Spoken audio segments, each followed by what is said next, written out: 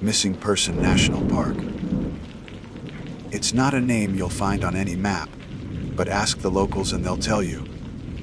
It's real enough.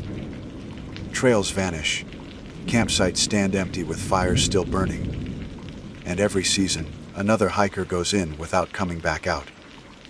Tonight, you'll hear true, scary camping stories tied to this place. Accounts from ordinary people who set up their tents under the trees and found themselves part of something they couldn't explain. Some lived to tell it. Others left only traces behind. So zip up your tent, keep the lantern close, and listen carefully. These are the true scary camping stories from Missing Person National Park. My name is Ranger Daniel Mercer, and I have been employed with the National Park Service for just over 13 years. I was born in a quiet town in western Pennsylvania, but my career and restless curiosity drew me farther west, deep into the ranges of the Rockies where the land is wide, the forests old, and the air carries a silence heavier than most people can endure. I am 37 years of age, unmarried, and dedicated almost exclusively to the life of a ranger. To some, that sounds noble. To others, perhaps a lonely fate. For me, it has been both. Though I must confess that the solitude of this career comes with experiences not easily shared over casual conversation. What I am about to tell you falls squarely in that category. I was stationed at a park known less for its name and more for its reputation. Missing Person National Park, they called it unofficially. Never on the brochures or the welcome signs, of course, but whispered in towns along the border and echoed in online forums where amateur sleuths traded tales of disappearances that stretched back decades. The official name of the park is different, a tribute to an early American explorer, but I will refrain from saying it here. I am not interested in inviting tourism or the kind of thrill seekers who imagine danger as a backdrop for selfies. What I want to recount is the truth of what rangers like me have seen when the trails are empty, when the campfires have burned out, and when the night closes in. My first real encounter came in the autumn of my 4th year. By then I had memorized most of the trails, the backcountry routes, and the landmarks scattered across the millions of acres under our protection. My shifts often rotated between visitor assistance at the ranger station and patrol duties deep in the wilderness. I enjoyed the latter far more. There was something grounding about walking beneath pines that rose higher than buildings, their needles whispering like voices that never stopped. At night, the stars appeared in numbers impossible to see near cities, so many that the sky seemed alive with them. But beauty in this park has always come with unease. Missing Person earned its grim moniker for good reason. Families would report loved ones vanishing on simple day hikes. Groups of campers would wake to discover a friend never returned from a short trip to fetch water. Hunters familiar with the terrain would vanish as though swallowed whole. Search parties, dogs, helicopters. None of it ever guaranteed answers. The reports stacked up in the archives, each case with its map, coordinates, its weather details, and its final lines marked with unresolved. The incident that marked me happened in late October. A college student named Joshua Kane had gone missing along one of the less traveled ridges known as Pine Hollow. His friends claimed he had separated from them for no more than 20 minutes, stepping off the trail to relieve himself before he failed to return. By the time they called for help, dusk was already falling. I was dispatched with 2 other rangers, both younger than me, to begin a preliminary sweep while the official search teams mobilized. We set off from the trailhead just as the light drained from the sky. I remember the air that night vividly. It was cold, sharp with the bite of frost, and the forest felt strangely muted. Even the usual calls of owls and the distant yips of coyotes seemed absent. We moved in a triangle formation, headlamps slicing through the undergrowth, our radios crackling faintly whenever we checked in. The ground crunched under boots, leaves brittle from the season. An hour into the sweep, I noticed something odd. A single footprint, pressed into the soft loam by a creek bed. It was fresh, the tread pattern crisp, and matched the description of the boots Joshua had been wearing. But the direction was wrong. Instead of leading back toward the trail, the print faced deeper into the dense, pathless woods. I called the others over, and we followed the trail. At first, it was straightforward. One footprint after another, sometimes faint, sometimes sharp, leading us uphill. But after several minutes, I realized the spacing was irregular. The strides seemed to lengthen unnaturally, as though whoever made them had begun running or leaping. Then, just as suddenly, the footprints ended. Not faded, not obscured, simply gone. The last print sat at the base of a large pine tree, and beyond it was nothing but untouched forest floor. A carpet of pine needles unbroken in any direction. We spread out, sweeping our lights in wide arcs, scanning for bent twigs, disturbed moss. Anything. There was nothing. I remember the expression on one of the younger rangers, faces pale, lips pressed tight, as though he wanted to speak but couldn't. I radioed back the coordinates, reporting the prints, but I left out how they ended. I could not bring myself to say it aloud. We pressed on, circling wider, until we reached a small clearing. The moonlight had broken through the canopy, illuminating the space with a cold glow. In the center of the clearing stood something I wish I could dismiss as imagination. A cairn of stones had been stacked into a rough spiral, rising almost 4 feet high, its edges marked with fresh moss torn from the forest floor. And balanced at the top of this spiral was a boot. It was mud, caked, scuffed, and unmistakably the same style Joshua's friends had described. My heart hammered as I approached. The boot was upright, as though placed with deliberate care. Inside, stuffed deep within, was a folded scrap of paper. I pulled it free with gloved hands and felt the chill of dampness clinging to it. When I opened it under my headlamp, the handwriting was jagged, frantic but readable. Don't follow me. It doesn't want you to. The note ended with a streak, as though the pen had been yanked mid-stroke. I remember standing there, surrounded by silence, so heavy it seemed to press against my eardrums, the breath of my fellow rangers fogging in the cold. None of us spoke.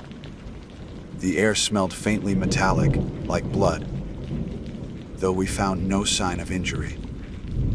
I radioed the discovery back to command, but again I hesitated to relay the words exactly as written. I said only that we had found a personal belonging with unclear markings. We bagged the note and boot, then set markers around the cairn for the incoming search teams. Protocol dictated we withdraw to avoid contaminating the area further. But as we turned back toward the trail, I felt the unmistakable sensation of being watched. Not the casual awareness of an animal hidden in brush, but something fixed, intelligent, and patient. My light swept the tree line again and again. Nothing moved, yet the pressure never eased until we were nearly a mile from the clearing. The search continued for 9 days. Teams combed every ridge, every hollow. Dogs barked, and bayed until their voices went hoarse. Helicopters traced paths above the canopy. Joshua Kane was never found. His boot and the note remain the only pieces of evidence recovered. Officially, his case, like so many others, remains unresolved. For me, though, the incident carved itself into memory deeper than any scar. That cairn, that note, and the way the footprints simply ended. They became the first of many moments when the rules of the natural world seemed to bend. Over the years that followed, I would encounter more shapes, glimpsed between trees that seemed too tall, voices carried on the wind that knew my name, campsites left in perfect order, except for their missing occupants.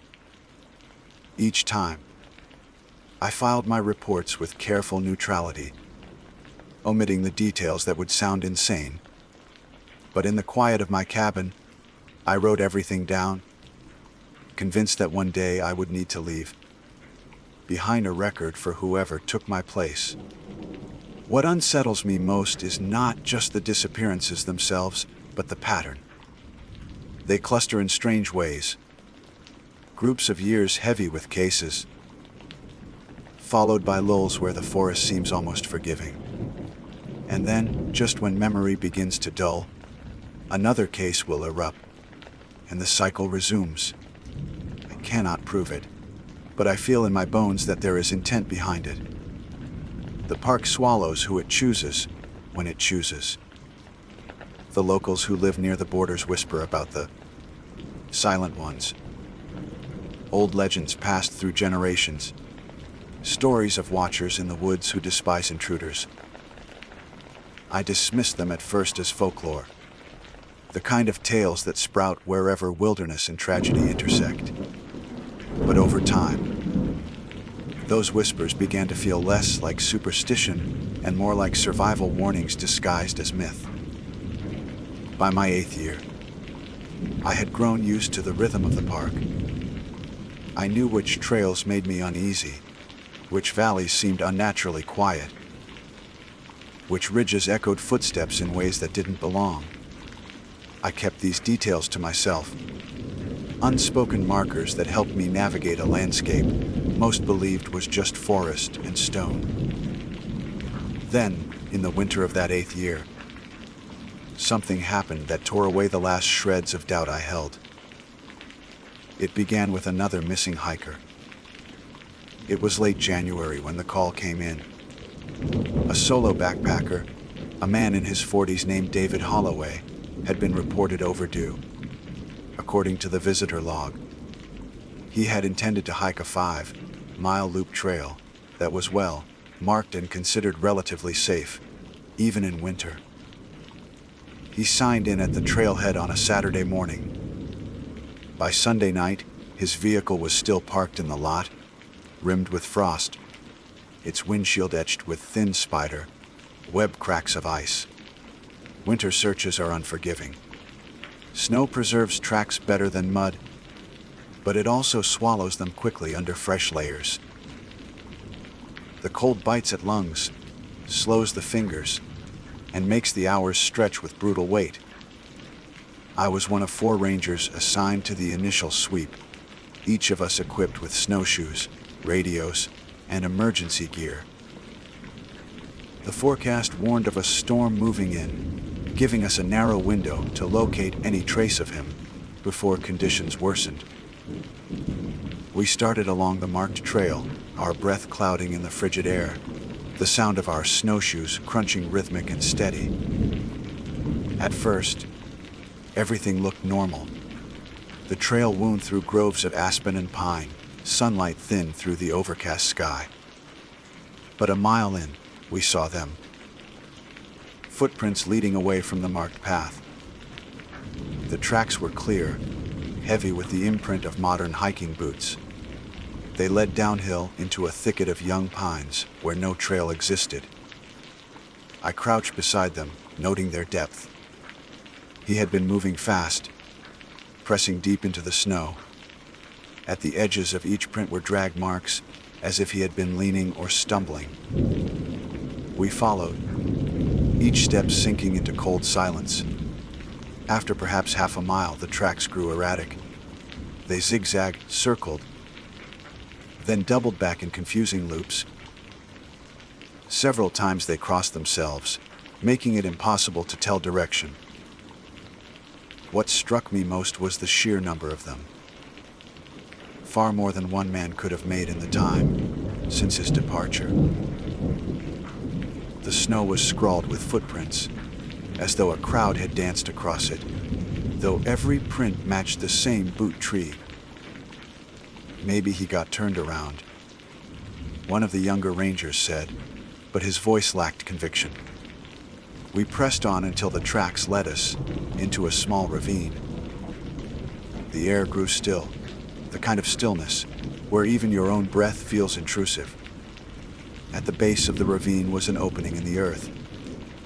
A cave, narrow and black-mouthed, its edges rimmed with icicles. The prince led straight inside. Protocol dictated we halt and radio in. Caves are dangerous, especially in winter when ice can shift. But standing there, staring into that darkness, every instinct in me screamed that no protocol could prepare us for what lay beyond. The air leaking from the cave was warmer than the surrounding cold, carrying with it an odor that made my stomach tighten. Metallic, damp, and faintly sweet, like meat left too long outside. 2 rangers stayed back to mark the entrance and relay coordinates. I volunteered to go in with another, a man named Phillips who had been on the job nearly as long as I had. We strapped on headlamps, drew out our flashlights, and ducked inside. The cave narrowed quickly, forcing us to crouch. The floor was uneven, slick with meltwater. Our lights bounced against rock walls glittering with mineral deposits, throwing fractured reflections. After 30 yards, the passage widened into a small chamber. That was where we found his pack. It leaned against the wall, unzipped, contents spilling out. A sleeping bag, cooking gear, a half-full water bottle, and a map. The map was the strangest of all. The printed lines were clear. The standard loop trail he should have followed. But over it, drawn in thick pencil, was a spiral. It began at the trailhead and curled inward again, and again, tighter and tighter, until it formed a dense knot at the center of the page. There was no text, no markings, only the spiral. "Dan," Phillips said quietly, shining his light on the opposite wall. There were marks gouged into the stone. Deep scratches, uneven but deliberate, raking down in parallel lines. Between them, faint smears of something darker, frozen now to the rock. My mouth went dry. We called out his name. The echoes bounced unnaturally, not following the rhythm of our voices. They returned staggered, overlapping, some too slow, some too fast. One of them sounded as though it had come from behind us, though the tunnel behind was empty. A soft clatter broke the silence. From the far corner of the chamber, a stone had shifted, rolling into the water. Our lights darted there instantly. Nothing, just shadow. But the feeling of being watched closed in again, heavy as the air before a storm. "Let's move back," I said. Phillips didn't argue. We backed toward the tunnel, lights never leaving that corner. Just as we ducked into the passage, I heard it a whisper. Not words I could understand, but a sound shaped like speech, too thin and too close. My radio hissed with static at the same moment. The kind of interference that fuzzes into your teeth. Phillips stiffened beside me, and we didn't speak until daylight hit our faces again at the cave mouth. When the full search team arrived, they combed the cave thoroughly. Nothing else was recovered. Not David. Not tracks beyond the chamber. The spiral map, an abandoned pack, became evidence bagged and logged. As the storm rolled in that night, any footprints outside were buried under fresh snow. His case, too, fell into the stack of unresolved. For weeks after, I couldn't stop thinking about that map. The spiral felt connected to the cairn I had seen years before, to the patterns that seemed to recur in ways no one else wanted to acknowledge. The older rangers sometimes exchanged looks when cases came in, glances heavy with unspoken recognition, but we rarely talked openly. The job attracts pragmatic people, men and women who believe in procedure and logic. To admit the patterns is to admit that logic fails here. Spring came, thawing the snow, filling the creeks with meltwater. With it came campers and tourists, unaware of the winter's loss. My days filled with answering routine questions. How far to the lake? Where to pitch a tent? Whether bears were active. The surface of life resumed its ordinary rhythm. But beneath it, I felt the strain of waiting. The certainty that the park would not stay quiet for long. I was right. In early June, a family camping near one of the larger lakes reported strange noises at night. Laughter, they said, thin and childlike, drifting across the water long after midnight. At first, they assumed it was other campers. But when they checked, the neighboring sites were empty. They left in the morning, shaken but unharmed. A week later, a group of fishermen at the same lake vanished overnight. Their gear was found on the shore, rods propped neatly, tackle boxes open, a cooler still half full of beer. No sign of struggle, no tracks leading away. Just absence. I was among the first responders. The lake was glassy under the morning sun, the air carrying the scent of wet pine. I remember kneeling at the water's edge, staring at the faint ripples, as if the surface itself had answers. That was when I saw it, in the shallow mud, just beneath the waterline. A series of prints. Bare feet. Dozens of them, small like a child's, pressed deep as though someone had stood there a long time. The water lapped over them, softening their edges, until they melted back into formlessness. I said nothing to the others. What could I say? That the lake itself seemed complicit. That children who weren't there left their mark. Instead, I helped catalog the fishermen's belongings and walked the shoreline, the same sick weight coiled in my chest. That night, back at my cabin, I pulled out my private journal. I wrote everything down, every detail I had withheld from official reports, the spirals, the cairns, the whispers, the barefoot tracks. My handwriting shook, the ink blotting in places.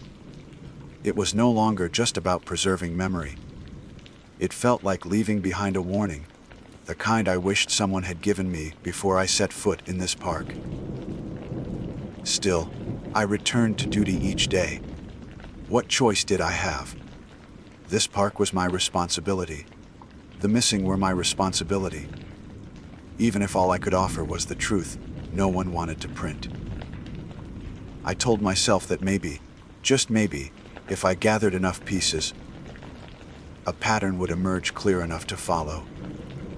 I didn't realize then that the pattern wasn't mine to uncover. It was theirs to reveal. And one night in late July, they did. It began with a radio call just after midnight. A fellow ranger, a woman named Torres, reported seeing movement near the southern ridge. She had been patrolling alone when her light caught figures in the trees. Multiple figures. She described them as walking wrong. Her voice on the radio was taut, clipped with fear she was trying to suppress. Then her transmission cut out mid-sentence. I was closest to her sector, so I responded. The night was humid, thick with the scent of rain not yet fallen. My flashlight beam cut through underbrush as I moved fast along the trail. At first, All I could hear was my own breathing. Then, faintly, I caught the sound of footsteps ahead. Not Torres. Too many. They moved in uneven rhythm. Some fast, some dragging, all overlapping into a discordant shuffle. When I reached the clearing, I froze. Torres's radio lay on the ground, its light blinking. Beside it, her hat crushed into the dirt. Of her there was no sign. But beyond the clearing, just at the edge where the trees thickened, stood shapes. Tall, too tall. Their outlines bent against the darkness like branches that had learned to walk. And though they did not move closer, I swear every one of them was facing me. The night air pressed in, heavy as stone. I could not move. The figures held me there, as surely as if chains had wrapped around my body. My light shook in my hand, the beam sliding over tree trunks, over branches, never landing cleanly on them. It was as if the darkness itself bent to protect their faces. The forest was utterly still, not even a breeze to stir the needles overhead. I forced my breath slow, told myself I was still a ranger. That training mattered. That fear could not dictate my choices. My other hand reached for the radio clipped to my vest. Static hissed loud in the clearing, so loud it seemed to come from the trees themselves. I called Torres's name again and again. No answer. Only that static swelling, building, until it sounded almost like whispering voices layered over one another. Then the shapes moved.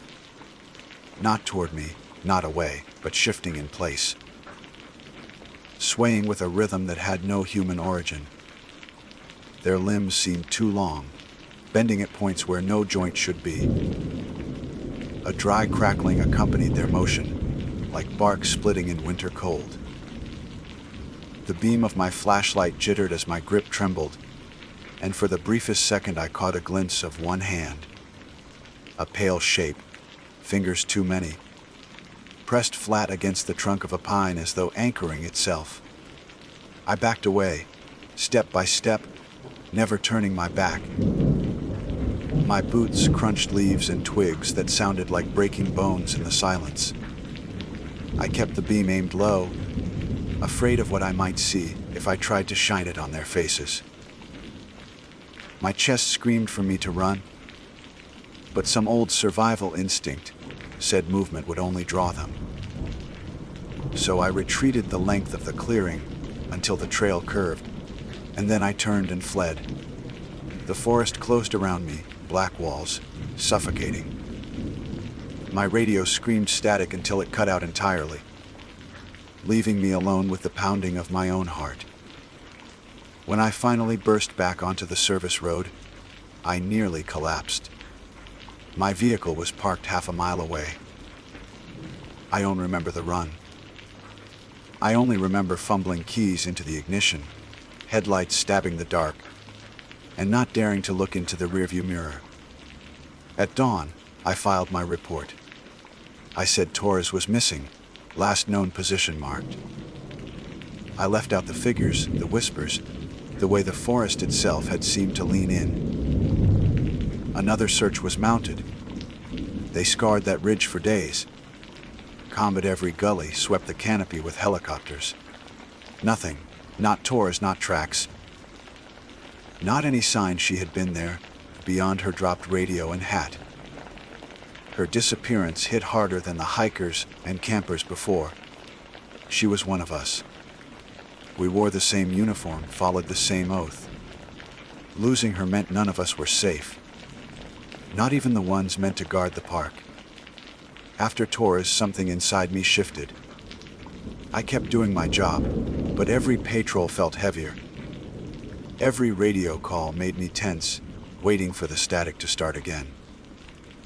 I wrote more in my journal, whole pages at a time. The ink pressed deep from the force of my hand.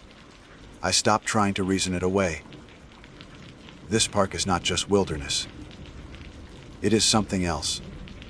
Something that notices when we notice it. The rest of the summer passed in uneasy quiet. Visitors came and went, the usual injuries and lost hikers, but no vanishings on record. It almost lulled me into believing perhaps the cycle had ended, that Taurus was the last. But deep down I knew better. September arrived, crisp mornings, leaves tipping with gold. That was when the final event occurred, the one that drove me to leave this account as a testimony rather than a report.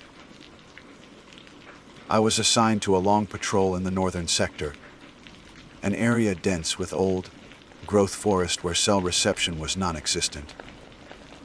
The trail there wound through miles of pine, before opening into a valley seldom visited. I set camp one evening near the valley's edge.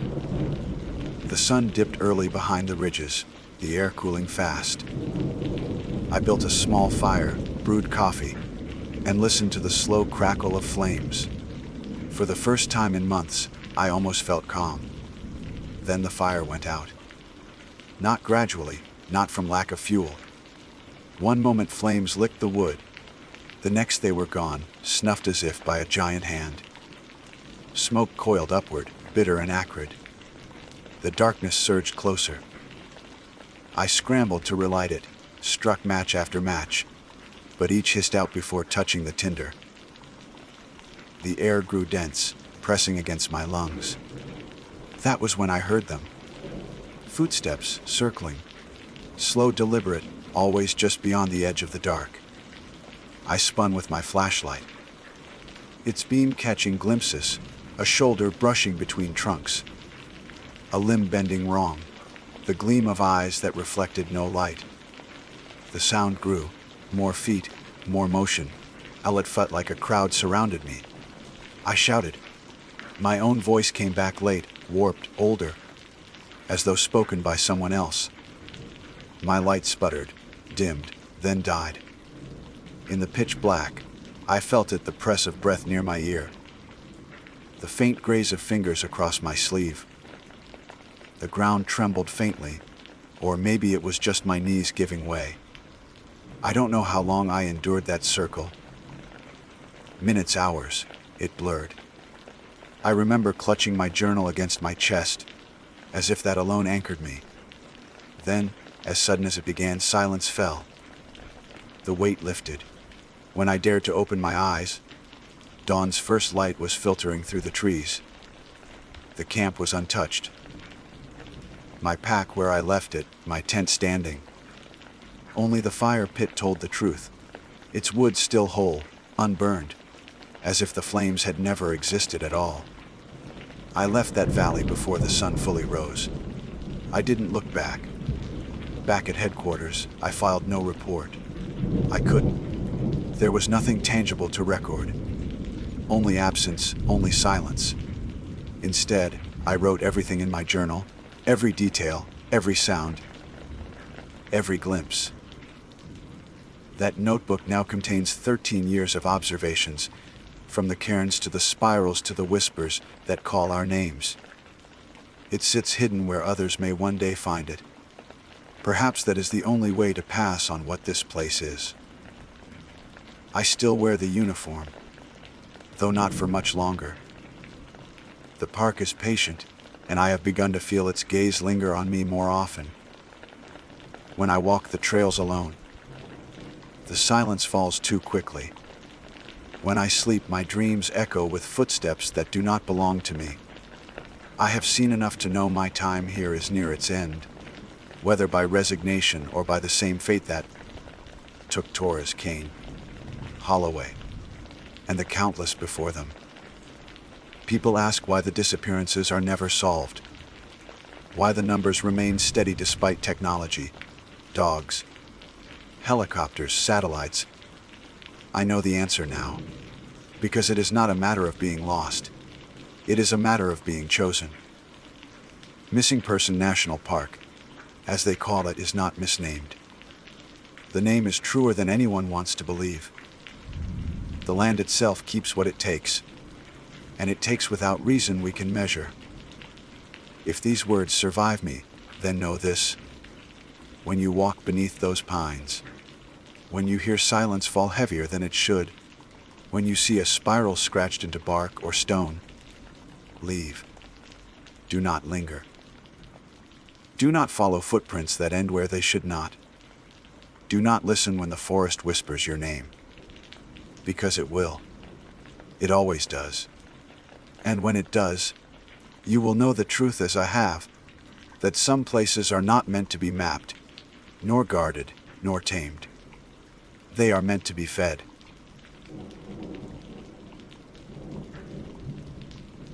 My name is Daniel Mercer, and I serve as a park ranger in one of the most remote and unforgiving regions of the country. I have held this position for more than 12 years, long enough to know the terrain like the back of my hand, and to recognize every twisting trail, hidden hollow, and weather-worn landmark within my district. My duty is to preserve the land, protect the wildlife, and ensure the safety of the countless visitors who pass through each season. Yet behind the official badge and uniform, there are stories I do not often share. Stories about the people who never return from their trips, and about the strange things I have witnessed while searching for them. I record these words not to frighten unnecessarily, but because silence weighs heavier with each year, and perhaps there is value in honesty. What follows is one such account, tied forever to the deep forests and ridges of Missing Person National Park. It was the beginning of October when the call reached my station. A family had reported their son missing. 24 years old, avid hiker. Last known location near the north boundary of the park. His name was Michael Alden, and he had left alone for a weekend trek, planning to cross the lesser-known segments of the ridge and loop back by Monday. He did not return. When his parents contacted us, I was assigned as lead on the search due to my familiarity with that side of the park. The north boundary is not forgiving terrain. The trails are faint and often unmarked. Weather turns without warning, and the forests press in with a weight that unnerves even seasoned rangers. Still, I have never hesitated when a life might depend on action. I gathered my gear, checked my maps, and set out before first light with 2 other rangers, though I carried the heavier responsibility of guiding them. We began at the trailhead where Michael's car had been found, a dusty hatchback parked crookedly beside the wooden sign. A note tucked beneath the windshield wiper caught my attention.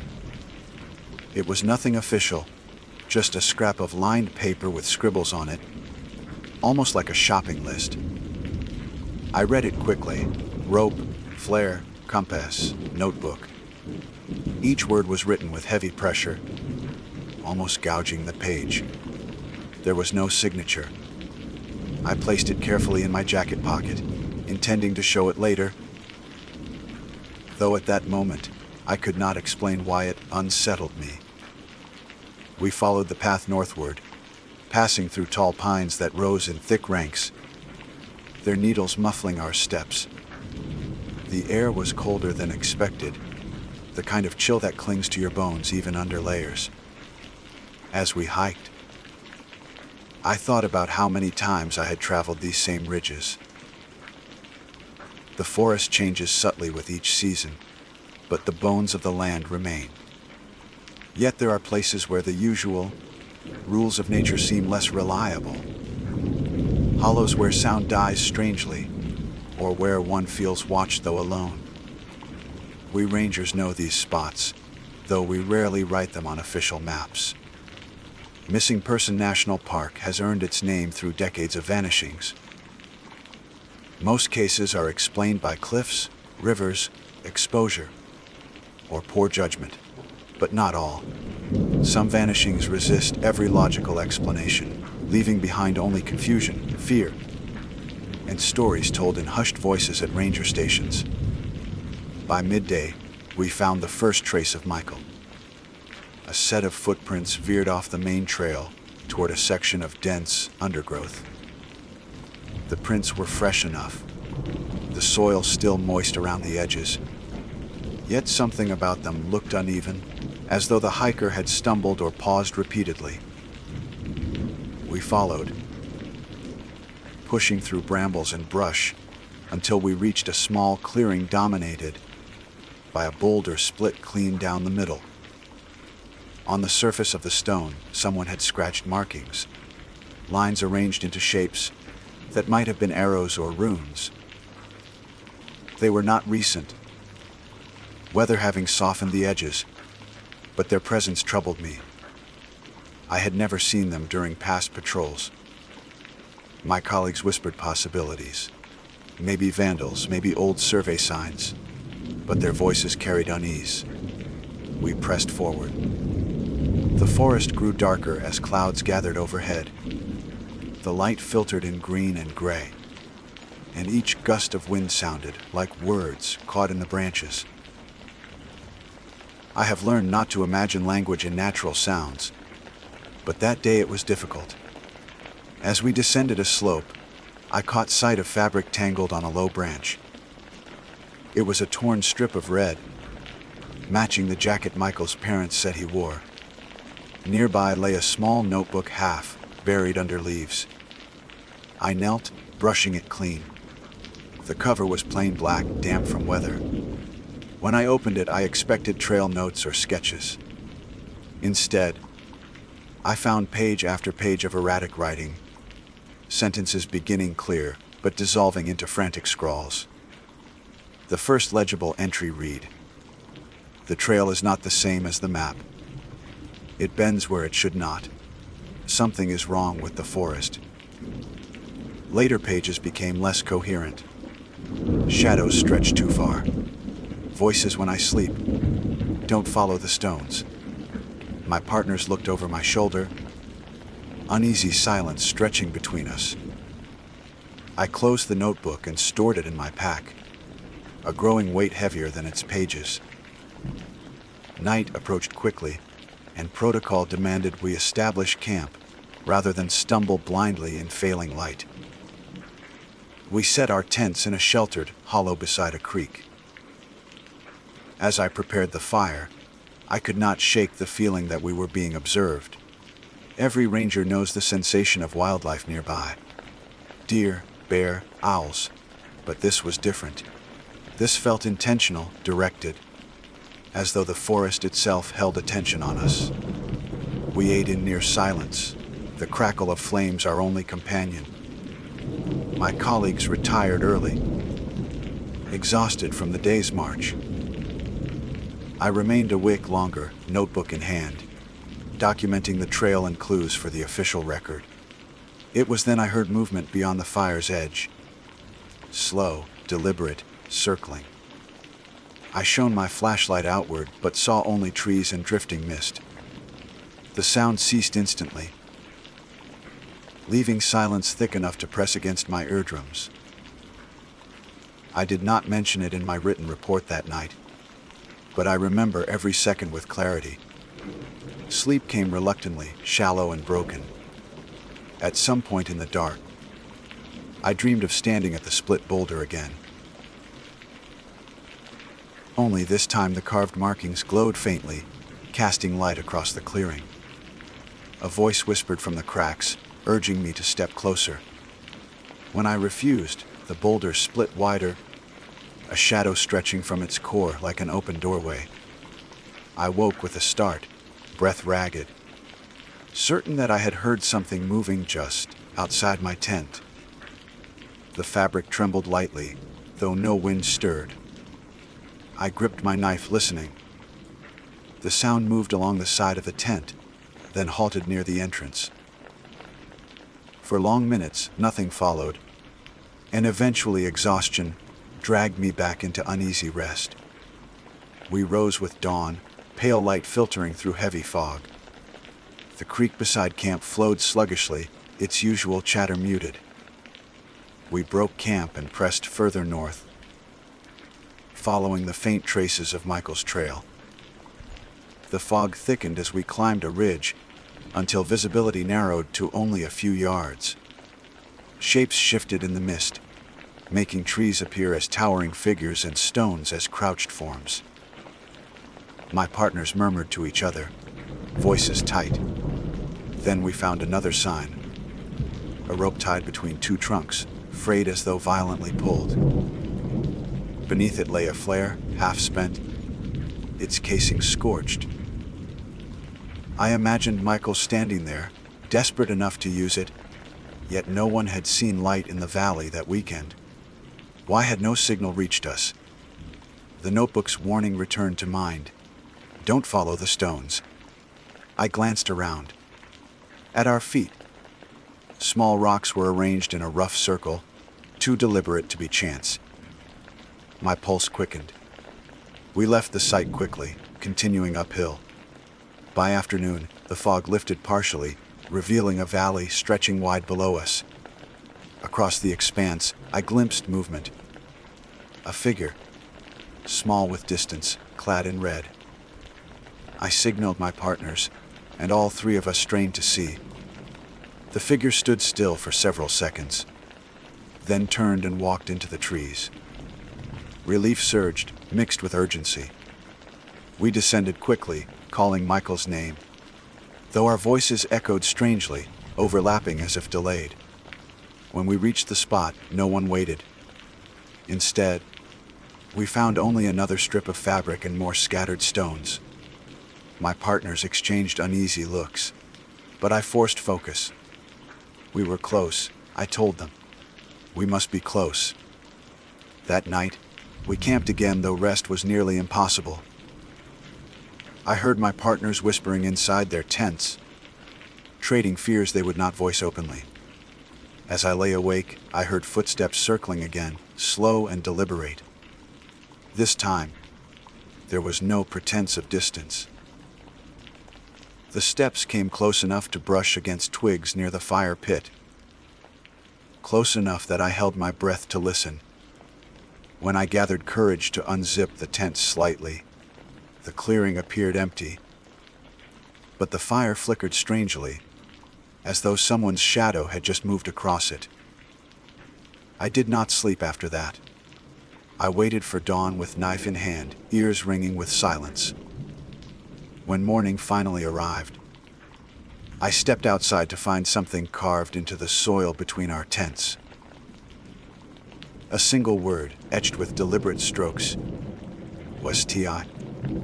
Neither of my partners admitted to making it. We erased the letters quickly, each of us shaken. My mind returned to Michael's notebook again. His words had shifted from rational notes into warnings, into the very same shapes we were now finding on the ground. I could not help but wonder if we were tracing the same path he had walked.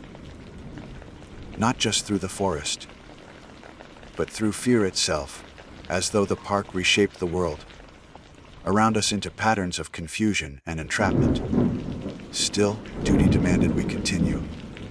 We packed our gear and pressed onward, hearts heavy, silence thick. The forest did not welcome us, yet we entered deeper all the same, compelled by the responsibility that came with our uniforms. Somewhere in these woods, a young man had disappeared. Somewhere ahead lay the truth of what had taken him. I did not yet realize how much the park intended to reveal before letting us leave. The fog thinned as the morning rose higher, though the air never warmed. It clung damp against my skin, coating every breath with the smell of soil and pine resin. We marched northward with strained silence, boots grinding against stones. Each of us carried the fatigue of broken sleep, but none spoke of it. I felt the weight of leadership pressing heavy, the unspoken expectation that I would make sense of the clues, that I would guide us out of whatever labyrinth the forest had drawn around us. Yet deep down I began to doubt whether maps and training were enough in a place that seemed to obey rules older than our charts. By mid-morning we reached a ravine, where the ground dropped sharply into a narrow channel. A faint path wound along its edge, almost invisible beneath fallen needles. Here the forest seemed too quiet. No birds called, no insects hummed, not even the faint rustle of distant animals. It was as though the land itself had been muted. My colleague Nathan, usually quick to break silence with idle chatter, muttered only one remark: "Feels like we're being herded." I wanted to dismiss it, to attribute the sensation to nerves, but the thought struck too close to what I already suspected. We were being guided, if not by a person, then by something more elusive. At the base of a ravine, we discovered another sign of Michael's passage, his compass, lying cracked upon the ground. The glass was shattered, the needle bent entirely out of place. That in itself was not unusual. Equipment breaks. But the soil around the compass bore strange impressions, neither boot nor paw. They resembled elongated ovals, pressed deep as though by something heavy, yet without clear outline. The pattern circled the spot where the compass lay, looping around it in deliberate arcs. I felt my stomach knot as I crouched to examine them.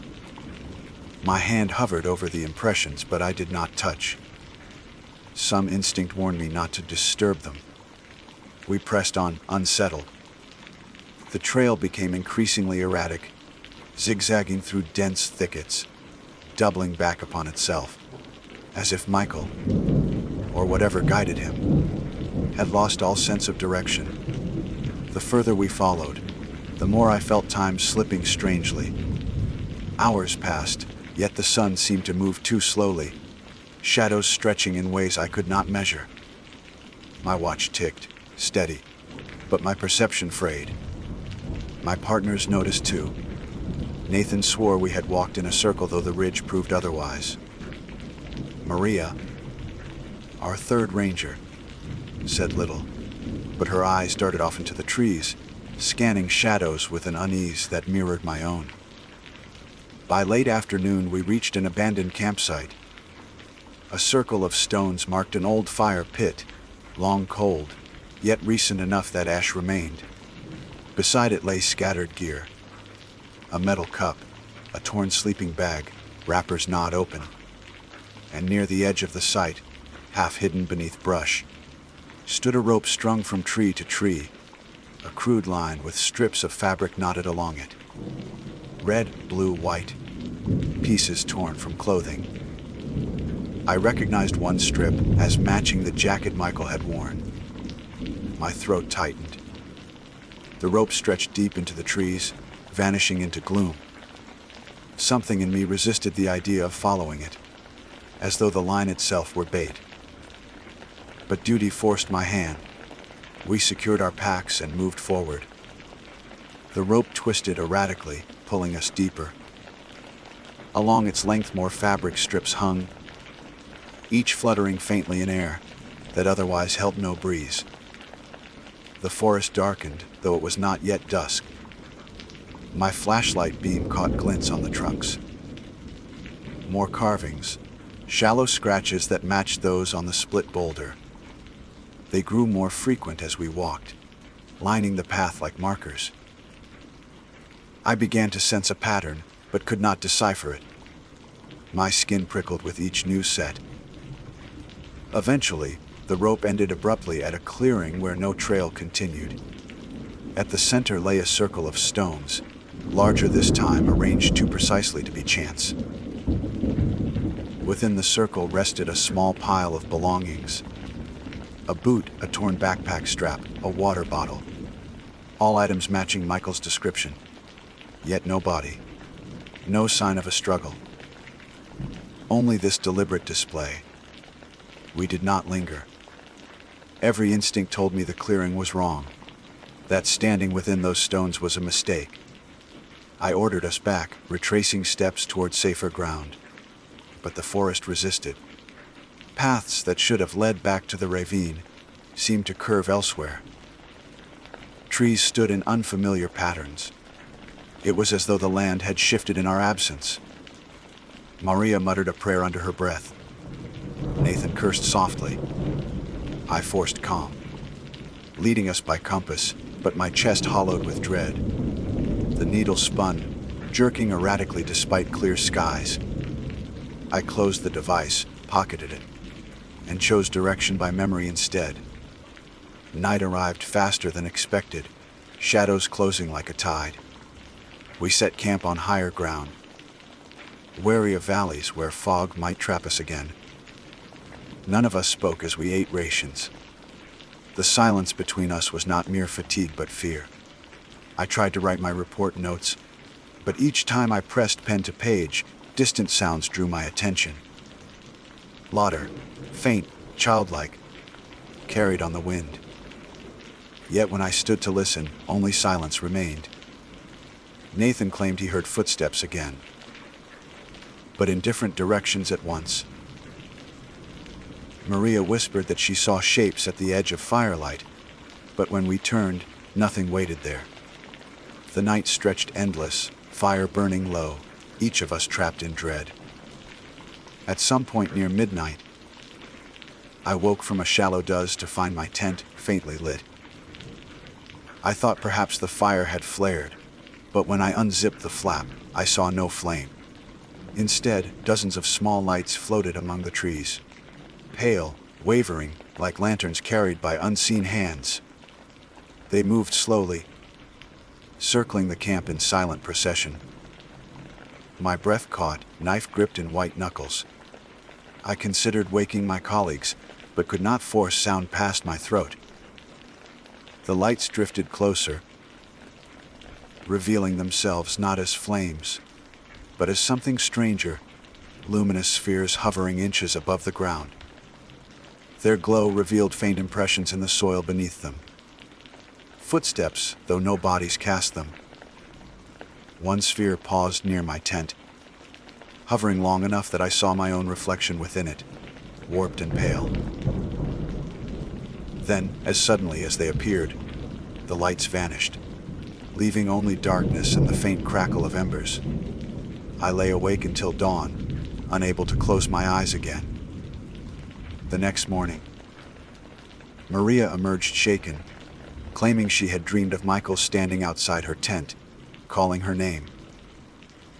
Nathan confessed he had heard the same voice, though it spoke to him in tones of pleading, urging him to follow. Neither had left their shelters, restrained by fear. I admitted what I had seen, though words failed to capture the wrongness of those floating lights. We stood together in the weak dawn, silent agreement that the park was no longer simply wilderness. It was something older, predatory in its silence. Still, our duty demanded we continue. A missing person remained unaccounted for. We pressed deeper northward, terrain rising into jagged ridges. Here the trees thinned slightly, revealing stretches of stone slick with moss. The wind carried hollow notes, echoing strangely as though passing through unseen chambers. At one ridge top we paused, scanning the valley below. There, among shadows, movement caught my eye. A figure once again, clad in red, standing at the edge of trees. This time closer, clearly human. Relief surged, and we shouted Michael's name. The figure did not respond. It turned slowly, moving stiffly into the forest. We rushed down, driven by urgency. Yet when we reached the spot, nothing remained. Only another object lay waiting, Michael's notebook, pages fluttering in the wind. I retrieved it, flipping through. The entries had grown even more frantic. They circle me. They know my name. Do not trust the lights. The final page ended mid-sentence. Pen stroke dragged off the edge. My pulse thundered as I tucked it away. The day dragged into evening. Hunger gnawed, but none of us had appetite. At times I thought I heard footsteps just behind us, only to turn and find emptiness. Once, Maria screamed softly, pointing at Nathan. For a moment, she swore his face had not been his own, but some stranger's. Nathan cursed, shaken, but I saw nothing out of place. Still, the tension between them grew sharp. The forest seemed intent on breaking us apart, sowing doubt. I carried the burden of command, but my mind frayed at its edges. I questioned my senses, my judgment, even my memory of paths. How long had we been searching? 2 days. 3. My watch said otherwise, but time itself felt unreliable.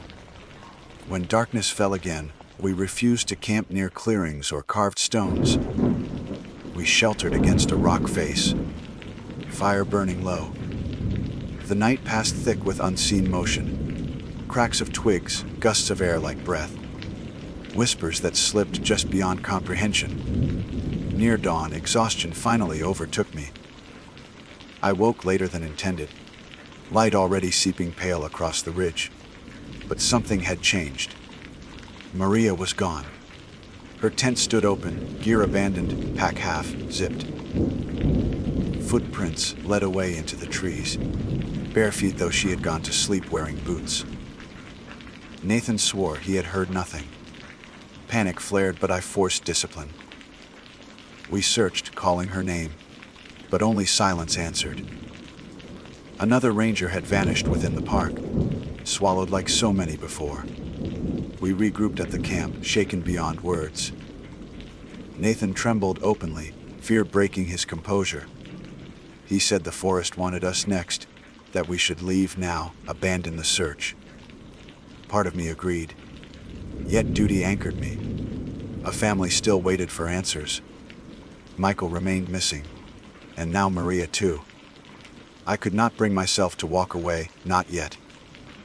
But in the pit of my stomach, I knew the park was closing around us, step by step, night by night. We had trespassed too far into something that did not wish us returned. The sky above darkened with gathering clouds, though morning had barely begun. Rain threatened, wind picking up. As Nathan and I shouldered our packs, readying to move, I caught sight of something carved into the rock face near our fire. Fresh scratches, deep and deliberate. They formed words, etched with inhuman precision. Y-U-R-L-E-A-D-Y-N-C-D. The words carved into the rock. W-U-R-L-E-A-D-Y-N-C-D. Burned into my vision long after we left that place. Nathan and I moved quickly, fear pressing us onward, but the message gnawed at my thoughts. Inside what? A boundary, a trap, or something older? A presence that did not begin at the tree line, but instead existed everywhere. Invisible until acknowledged. My training told me to focus on concrete tasks, maintain bearings, track footprints, watch for hazards. Yet each time I tried to center myself, the phrase returned, echoing louder, as if the forest itself whispered it back with every gust of wind. The storm finally broke. Rain slicing through the canopy. It came hard, cold, relentless, plastering my uniform to my skin. We pressed forward, searching for higher ground, but the storm blurred trails and drowned the earth and mud.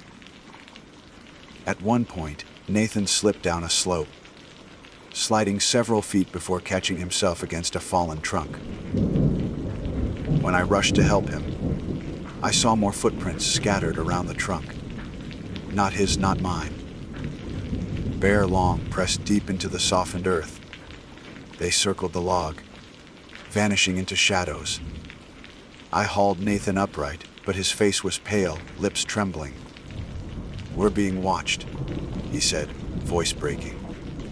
I did not answer because I knew he was right. By late afternoon, we stumbled into another clearing.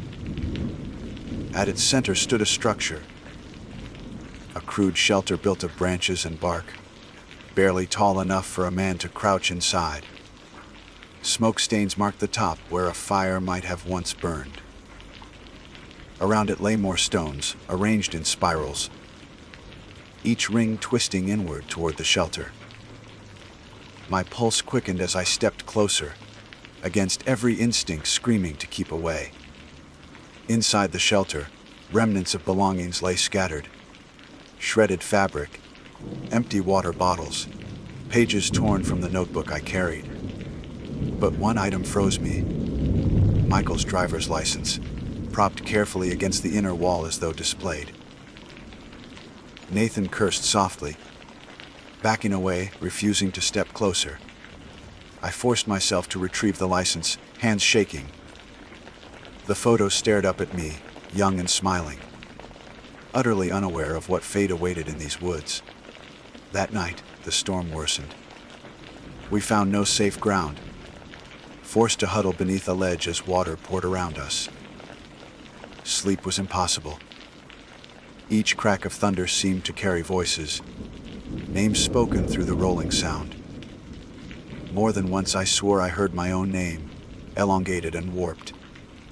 Nathan covered his ears, rocking back and forth, muttering prayers. At one point, he grabbed my arm, eyes wide, insisting he saw Maria standing in the rain, calling him. I looked where he pointed but saw only trees thrashing in wind.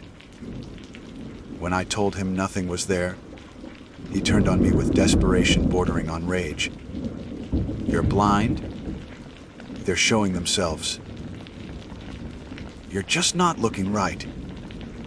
His voice cracked, and I feared the forest was breaking him faster than me. When dawn finally arrived, the storm ebbed into a heavy mist. We pressed on, wary, each step a battle against fatigue and dread. The landscape grew unfamiliar, despite my years of patrolling these ridges. Valleys opened where none should be, ridgelines bent at wrong angles. I knew we were lost, yet some force kept us moving forward rather than back. My compass spun uselessly, and even the sun seemed muted, directionless. At one point we heard music drifting faintly through the trees, notes like a lullaby carried on wind. Nathan swore it came from Maria, that she was guiding us. He ran ahead despite my calls, vanishing into the mist. By the time I caught up, he was gone. No footprints, no sound, nothing. Just the forest, silent once more. I stood alone, heart hammering, staring into the endless mist. 2 rangers lost, 1 hiker still missing. And I remained the last thread of duty tethered to this search. I wanted to believe Nathan had simply outrun me, that I would find him ahead, exhausted but alive. But in my core, I knew the truth. The park had claimed him too. My hands trembled as I checked my pack, gripping the notebook and Michael's license as if they anchored me to purpose. Alone or not, I had to continue. I could not return empty, not with so many unanswered questions. Perhaps some fragment of Michael still waited ahead. Perhaps the forest had not yet closed its jaws entirely. As the day waned, the mist thinned enough to reveal a rise ahead. I climbed, legs heavy, lungs burning. At the summit, I froze. Before me stretched a valley I had never seen marked on any map. At its center rose a massive stone formation, jagged pillars thrusting skyward like broken teeth. Around its base flickered lights, the same pale orbs I had witnessed circling our camp. They drifted in patterns, weaving between the stones. And in their glow I saw figures, dozens of them, standing motionless. Some wore modern clothing, others older styles, jackets, boots, even tattered uniforms long outdated. Their faces were pale, indistinct, as though blurred by fog. Yet among them I recognized 2 Maria and Nathan. They stood side by side, eyes vacant, skin washed gray. My chest constricted. I wanted to call out, to rush forward, but my body refused. Every instinct screamed that to enter that valley was to vanish like them. Then I saw him, Michael. His red jacket unmistakable, though torn and stained. He stood nearer than the others, head bowed, hands trembling at his sides. Unlike the rest, he seemed aware. shifting slightly as if resisting some invisible force. Our eyes met across the valley, and for one brief moment, I swear recognition passed between us. His mouth opened, but no sound carried. Instead, one of the pale lights drifted near him, brushing against his chest. He recoiled violently, face twisted in terror, then stilled, eyes glazing like the others. My knees buckled as realization struck. The lights were not guiding. They were consuming, hollowing, claiming. I staggered back, desperate to flee, but the forest had closed in behind me. The path I had climbed was gone, replaced by dense thickets. A sound rose in the valley, low and resonant, vibrating through to stone and bone alike. The figures turned in unison, all facing me. Even from distance I felt their gaze like weight. My breath hitched, heart pounding so violently, I thought it would burst. I turned and ran blindly, branches clawing at my face, roots threatening to trip me. I did not stop, not even when my lungs burned raw. Only when the light faded behind me did I collapse against a tree, gasping, trembling with exhaustion and dread. Night swallowed the forest again. I had no fire, no strength. Only the notebook and license clutched like talismans. Sounds circled me, steps, whispers, faint laughter, but I did not move. I whispered promises to myself, survive until dawn, find a way out. Yet part of me feared dawn would never come, that I had already stepped into a place where time did not obey. At some point, I drifted into shallow sleep, haunted by visions of hollow faces and circling lights. When I woke, pale morning bled through the trees. To my shock, I recognized the terrain. Somehow, impossibly, I was near the original trailhead where Michael's car had been found. The forest had released me. Or perhaps it had simply grown tired of me. My limbs shook as I stumbled the final distance, collapsing beside the dusty hatchback. Relief should have come, but none did.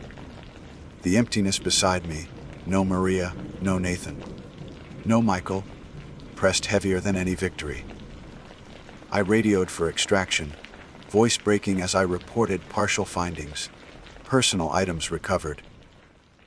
Signs of distress, but no bodies located. I did not mention the lights, the figures, or the valley. Some truths are not meant for official reports. In the weeks that followed, investigations continued. Search teams combed the north boundary, but found nothing beyond what I had already gathered. Maria and Nathan were listed as lost in the line of duty, presumed victims of accident or exposure.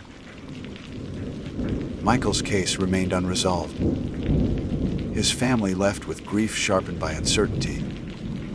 I attended the memorials, stood in uniform, offered words that felt hollow even as I spoke them. At night, when alone, I reread Michael's notebook. Its final pages haunt me still. They circle me. They know my name. Do not trust the lights. His warnings proved true, but too late. Now, months later, I write these words not for my superiors or the public, but for myself, and for anyone who may wander into that park. Missing Person National Park wears its name honestly, though the maps do not acknowledge why. It is not just cliffs, rivers, or wildlife that claim lives there. Something older lingers within its ridges, patient and hungry. It waits not at the edge but everywhere inside, bending trails, twisting time, luring with lights that promise safety and deliver only silence. I survived, though I do not know why. Perhaps I was spared to carry witness, to tell the truth others will not believe. Perhaps the park simply let me go, knowing I could never truly leave what I saw behind. Even now, when I patrol other sections, I sometimes glimpse pale lights between trees, gone when I blink. At night, I hear voices outside my cabin, soft and pleading, names spoken with familiar tones. I do not open the door. I do not answer. I know too well what waits if I step beyond the threshold. And I know with a certainty colder than any October wind that the message carved into stone was right. I am already inside. My name is Nathan Cole, and I served as a ranger in the Blue Ridge section of the Appalachian Mountains. The job had been my pride for nearly 8 years, a duty I held with the seriousness one gives to both land and life. I patrolled ridgelines, monitored trails, helped visitors in distress, and sometimes, when no one else would, I searched for those who had wandered too far and never returned. It was work that carried a quiet kind of reverence, a belief that the wilderness demanded respect. What I could not have imagined was that it would also leave me questioning the very boundary between the living and the dead. The case that changed me began late in the summer of 2019. The mountains still held the heavy warmth of August, but shadows stretched earlier each day, as though the forest itself knew autumn was preparing its descent. A hiker by the name of Daniel Price was reported missing by his wife. He had set out alone on a day hike along one of the lesser used trails near Flat Rock Gap and never came home. His car was found at the trailhead, keys and wallet still inside, as if he had planned only a short stroll. Search and rescue was mobilized quickly. I joined the team that morning, carrying my radio, pack, and the kind of optimism one needs before the mountains start to close in. We combed the woods for hours, calling his name, listening for any reply that might echo back. The forest had a way of swallowing sound, muffling even the shouts of men. As dusk neared, the air thickened with insects, and the hush of trees pressed in heavier. I will never forget the relief I felt when my radio crackled to life with a voice crying out, "Help me! I'm hurt!" It was a man's voice, weak but clear, cutting through the static. We triangulated the direction as best we could, pushing deeper into the underbrush, calling back into our radios for him to keep speaking. His replies came in broken bursts, pleading, gasping, but always just ahead of us, as if moving while we moved. By midnight, we found Daniel Price. His body was at the bottom of a rocky slope, neck broken, eyes glazed toward the canopy, judging by the state of rigor and lividity. He had been dead at least 12 hours before. His voice ever crackled through the radios. The coroner later confirmed the fall would have killed him almost instantly. I stood there in the beam of my flashlight, staring down at a man who could not have been calling us, while still clutching my radio that had echoed his pleas. The official report listed the death as accidental, a misstep, a tumble, the end of an unlucky hiker. But those of us on the search team knew what we had heard. Every ranger, every volunteer that night, had caught pieces of his voice. I remember standing in the command tent afterward, sipping bitter coffee that tasted like metal, while another ranger whispered, "We all heard him. Don't let anyone tell you we didn't." I nodded, though my stomach knotted tighter with each passing hour. A week passed. I tried to push the incident aside, reasoning that stress, exhaustion, and faulty equipment could explain what had happened. Radios are fickle things in the mountains. Frequencies bounce off ridges, snag on valleys, twist into echoes. Maybe some fragment of his last words had hung in the air, replaying itself like a ghost of sound. That was the explanation I told myself, anyway. Then, on my night patrol shift, the voice came back. I was parked near an overlook, windows down, the crickets weaving their endless chorus around me, when my radio hissed, Through the static blood, that same broken plea, "Help me, I'm hurt." The words were identical, tone identical, as if lifted whole from that first search. I froze, staring at the radio as the hair on my arms bristled. My instinct said to answer, but my mind screamed otherwise. I didn't touch the mic. The voice repeated again, weaker, stretching with static. "Help me." Then silence. I barely slept that night. By morning, I convinced myself again it had been interference. Radios could pick up fragments from truckers, nearby ham operators, or even cross signals from emergency services. That had to be it. But deep down, I knew the cadence, the desperate edge. I knew it was him. 2 nights later, it wasn't just my radio. Dispatch called me after midnight, rattled. "Cole, are you hearing this?" the operator asked. In the background of the channel, the faint voice repeated, "Help me, I'm hurt." Over and over. The words filled every active frequency, like a loop. No matter the channel, no matter the ranger listening, there it was. Some rangers cursed, some sat in stunned silence. The voice would fade, then return, like a restless signal drifting in and out of range. The repetition lasted until dawn, and then it was gone, leaving us shaken and sleepless. I didn't tell anyone the truth, that I recognized the voice, that it was the exact same pattern as before. Saying it aloud would have made it too real, too damning. I already felt the weight of something unnatural pressing against my chest. I began keeping notes in a small field journal, recording dates, times, and the exact words I heard.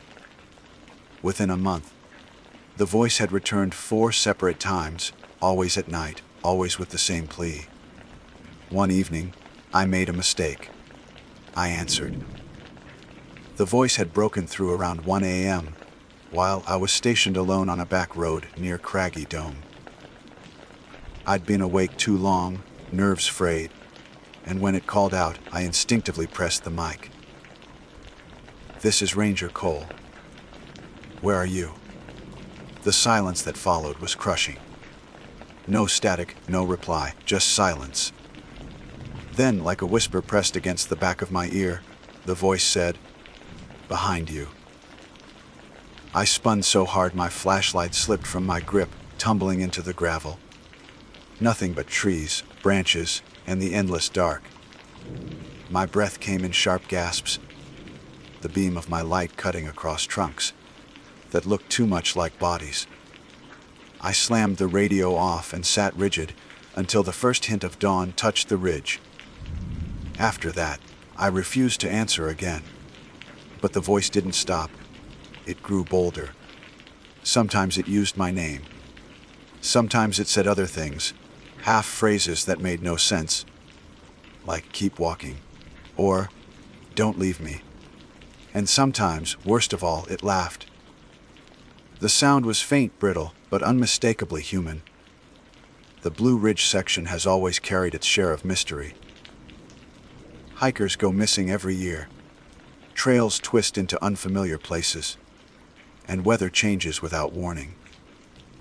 But until Daniel Price, I had never questioned the line between the living and the dead. Now, every patrol was a waiting game, every night a contest of nerves against that disembodied voice. There is something in those mountains that doesn't let go. Something that clings to radios and frequencies, hitching itself on the airwaves like a parasite. And somehow it knows me. What unsettled me most wasn't just the sound itself. It was the thought that maybe, on the night of the search, Daniel had never been the one speaking at all. The days that followed blurred together, each one heavier than the last.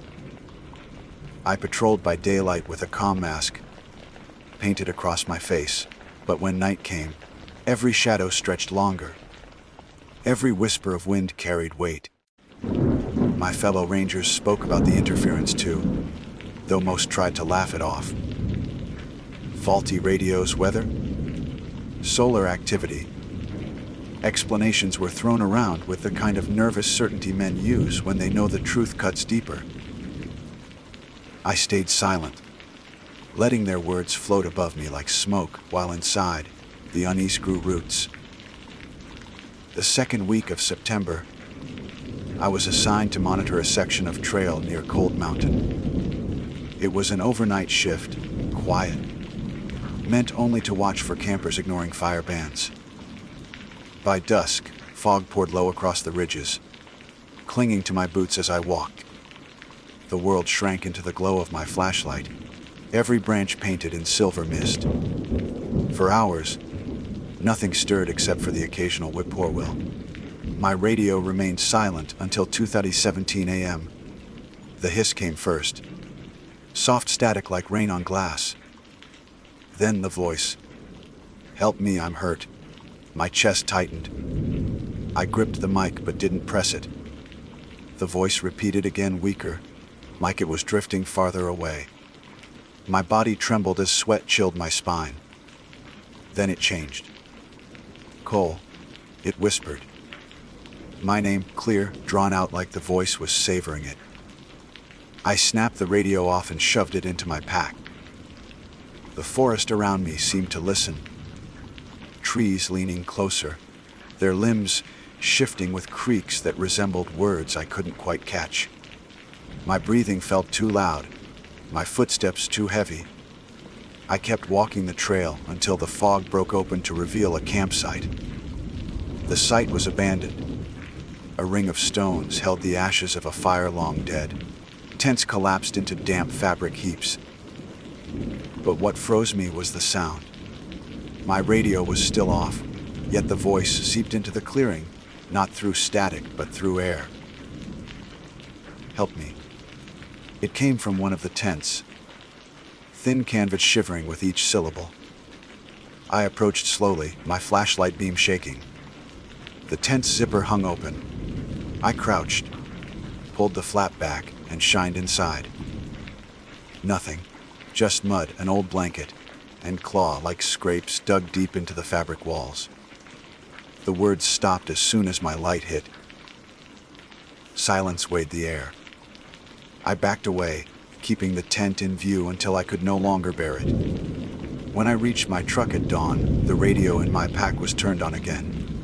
I hadn't touched it. Sleep became impossible, even off duty. The voice found me. Sometimes it came from my personal radio at home, though I'd removed the batteries weeks earlier. Once, I heard it faintly through my car speakers with the engine off. It never screamed, never grew violent. It only pleaded, softly, endlessly, like water dripping in the dark. By October, I began to wonder if I was unraveling. Stress fractures in the mind, that's what I told myself. Rangers had quit before, citing nightmares, exhaustion, even hallucinations. The mountains could grind a man down if he let them. Maybe I was just another case. But then I spoke with Aaron. Aaron had been a ranger nearly 15 years, a man whose beard seemed carved from stone, who never spooked at bears or storms. One morning, he found me at the station with a cup of untouched coffee shaking in my hand. He sat across from me and said, "You've heard him, haven't you?" The words sank into me like ice. I nodded slowly. Aaron leaned closer. "Price isn't the first. He won't be the last. Voices don't belong to the dead out here. They belong to the ridge itself. It uses them. Always has." He spoke in a low tone, glancing at the other rangers as if sharing something forbidden. "When I was younger, I searched for a girl, 15. Wandered from her family's campsite. We found her body 2 days later in a ravine. But her voice called on the radios for months. Same words every time, Dad, wait." His eyes burned with a memory I couldn't challenge. "Whatever this place is, it feeds on grief. Don't answer again, Cole. Don't give it anything. Just listen and walk away. I wanted to argue, to demand reason, but Aaron stood and left before I could.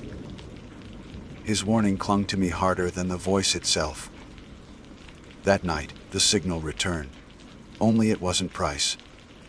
The voice was a woman's, higher, trembling. "Dad, wait?" The same words Aaron had said. The breath in my lungs turned to stone. I didn't touch the mic. I didn't dare. But I listened as the voice echoed until dawn, circling frequencies like a hawk. From then on, the voices multiplied. Sometimes Price, sometimes the girl, sometimes others. Strangers I didn't recognize. A chorus of lost pleas weaving through the static, tangled into one another like roots under soil. No reports of recent deaths matched them. No names were attached. Just cries, always begging, always in pain.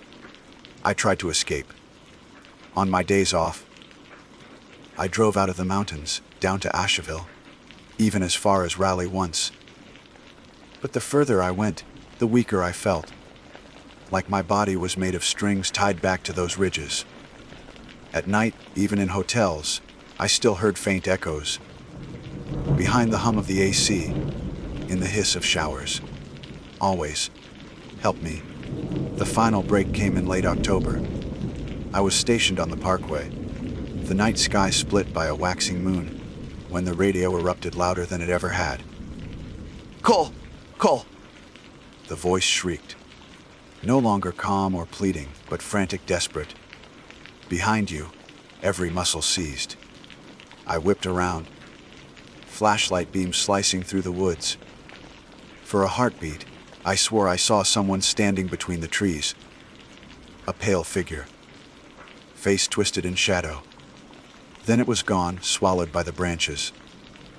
My legs buckled beneath me, and I fell against the truck, radio slipping from my grip. Static drowned the frequency, but under it, layered faintly, was laughter.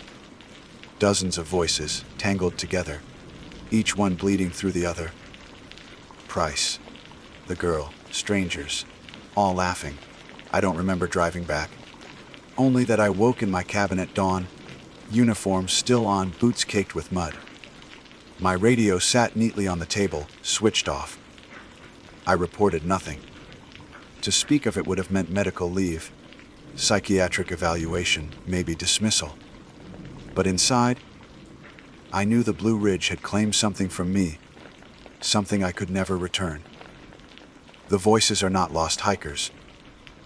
They are not echoes.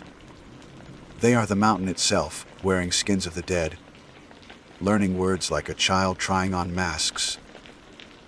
And now it knows my name. I sometimes wonder if it waits for me to slip, to stumble on a slope like Price, so it can take more than just my voice. And when I lie awake in the black hours, before dawn, the radio silent on my desk, I swear I can hear faint breathing in the corners of the room. Not from outside, from within. The first frost came in early November, coating the ridges in pale silver.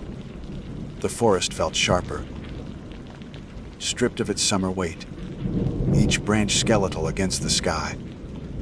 The cold should have steadied me, grounding my body in something physical. Instead, it sharpened my dread. The voices did not weaken with the season. If anything, they grew bolder in the barren air, echoing longer, traveling farther. One night, I sat in my cabin, fire struggling low in the stove, when the radio clicked alive on its own. No static this time.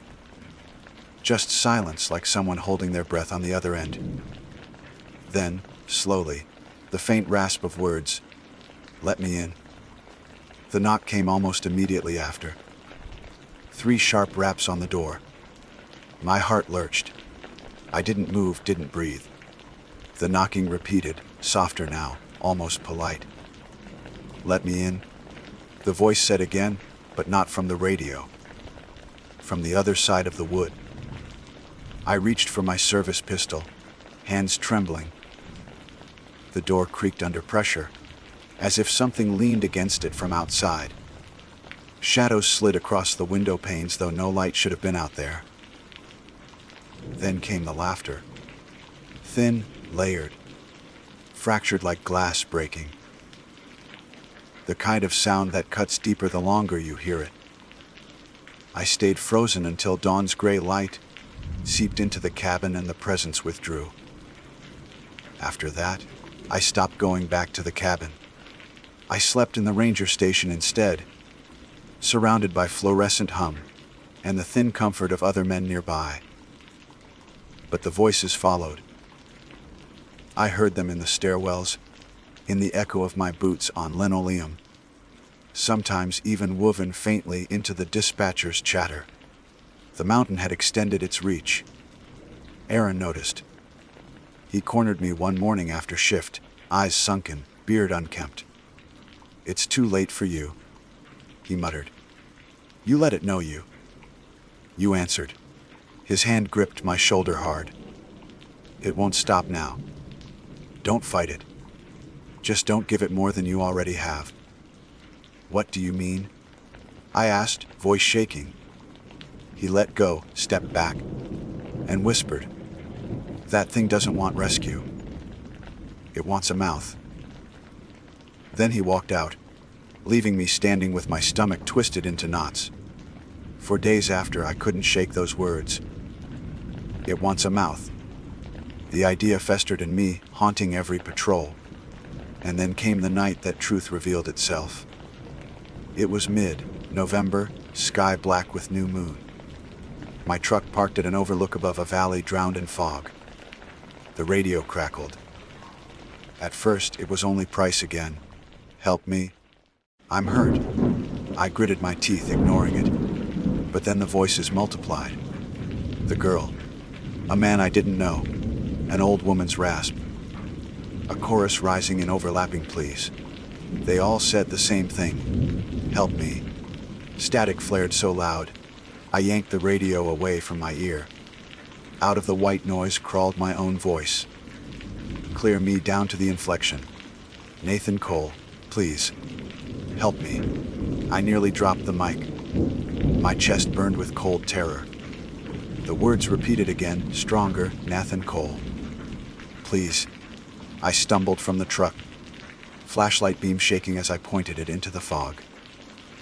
Figures moved below, shapes pale and wrong, shifting like smoke but forming limbs, faces, mouths, dozens of them, each mouth opening wide, spilling sound that merged into a deafening cry, my name, over and over, fractured into harmony and chaos.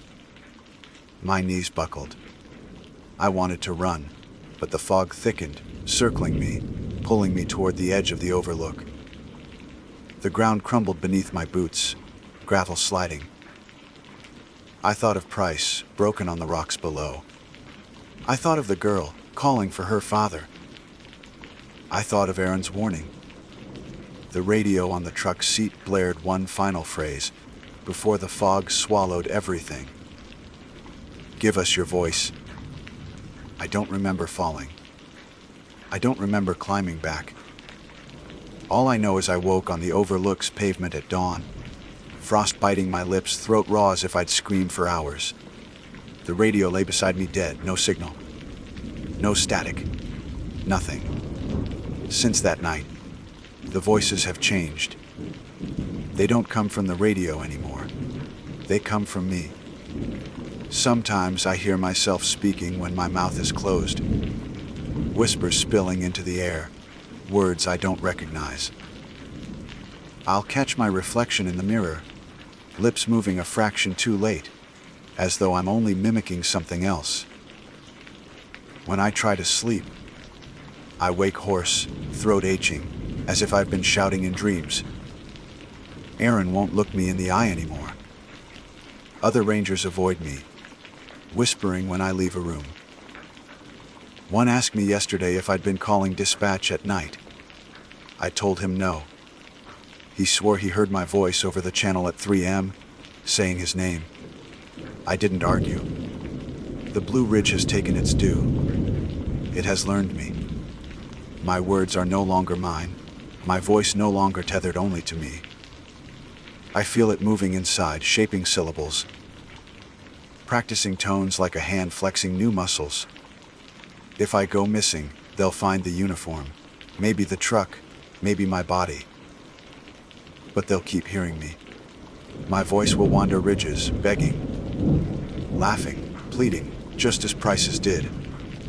And if you're out there, hiking the trails at night, and you hear someone on the radio whisper your name, don't answer. It isn't me anymore. My name is Elise Drummond, and I have always believed in approaching introductions with formality, not out of vanity, but out of the belief that clarity matters when one chooses to set down their memories in written form.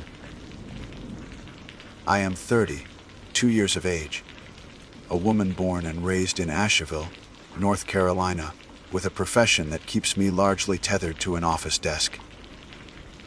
Yet, despite the spreadsheets and email chains that clutter my workdays, I have long found solace in the wilderness. Hiking, camping, and retreating to the high ridges of the Smoky Mountains have been the balance that kept me steady. I mention these details because they are not trivial. They will help you understand why I was on Kligman's Dome that night, and why the things I encountered still feel like they are etched into my bones. I want you to understand I was not careless, nor inexperienced. What happened to me was not the result of ignorance or lack of preparation. What happened to me felt deliberate, and though I hesitate to write the words, it felt personal. Kligman's Dome, as you may know, is the highest point in the Great Smoky Mountains National Park.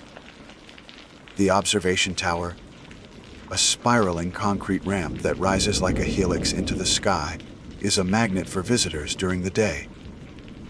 But at night, when the cars have left the lot and the tower stands empty against the stars, the place transforms. The silence grows thick, the air sharp, and the ridges around you feel like they are pressing closer. That evening, I had decided to camp, just off one of the nearby trails, about a mile down from the main dome.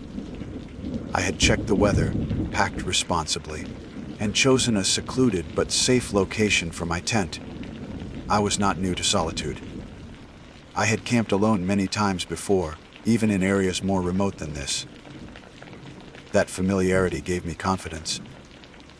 But in hindsight, it may have been the very thing that blinded me to the subtle unease that lingered in the air when I pitched my tent. The day itself had been unremarkable, at least on the surface. I hiked along the Appalachian Trail section that winds through the dome, enjoying the cool bite of autumn air and the way the foliage burned gold and red against the ridgeline. By the time the sun began to sink, I had prepared my small camp. I ate a simple meal, read by headlamp for a short while, and then settled in for the night. I remember clearly the moment I zipped the tent closed. The little sense of ritual it always carried for me, like shutting out the world in favor of my own cocoon. My body relaxed as sleep slowly wrapped its arms around me. The Smokies are not a place where one expects terror. They are a place of black bears and barred owls, of misty valleys and winds that sound like voices, only if you let your imagination stray. I have always considered myself rational, even when alone in the dark. That night would test every boundary of that belief. At first, it was nothing more than a sound, a rhythm just subtle enough to stir me from the shallow edge of sleep.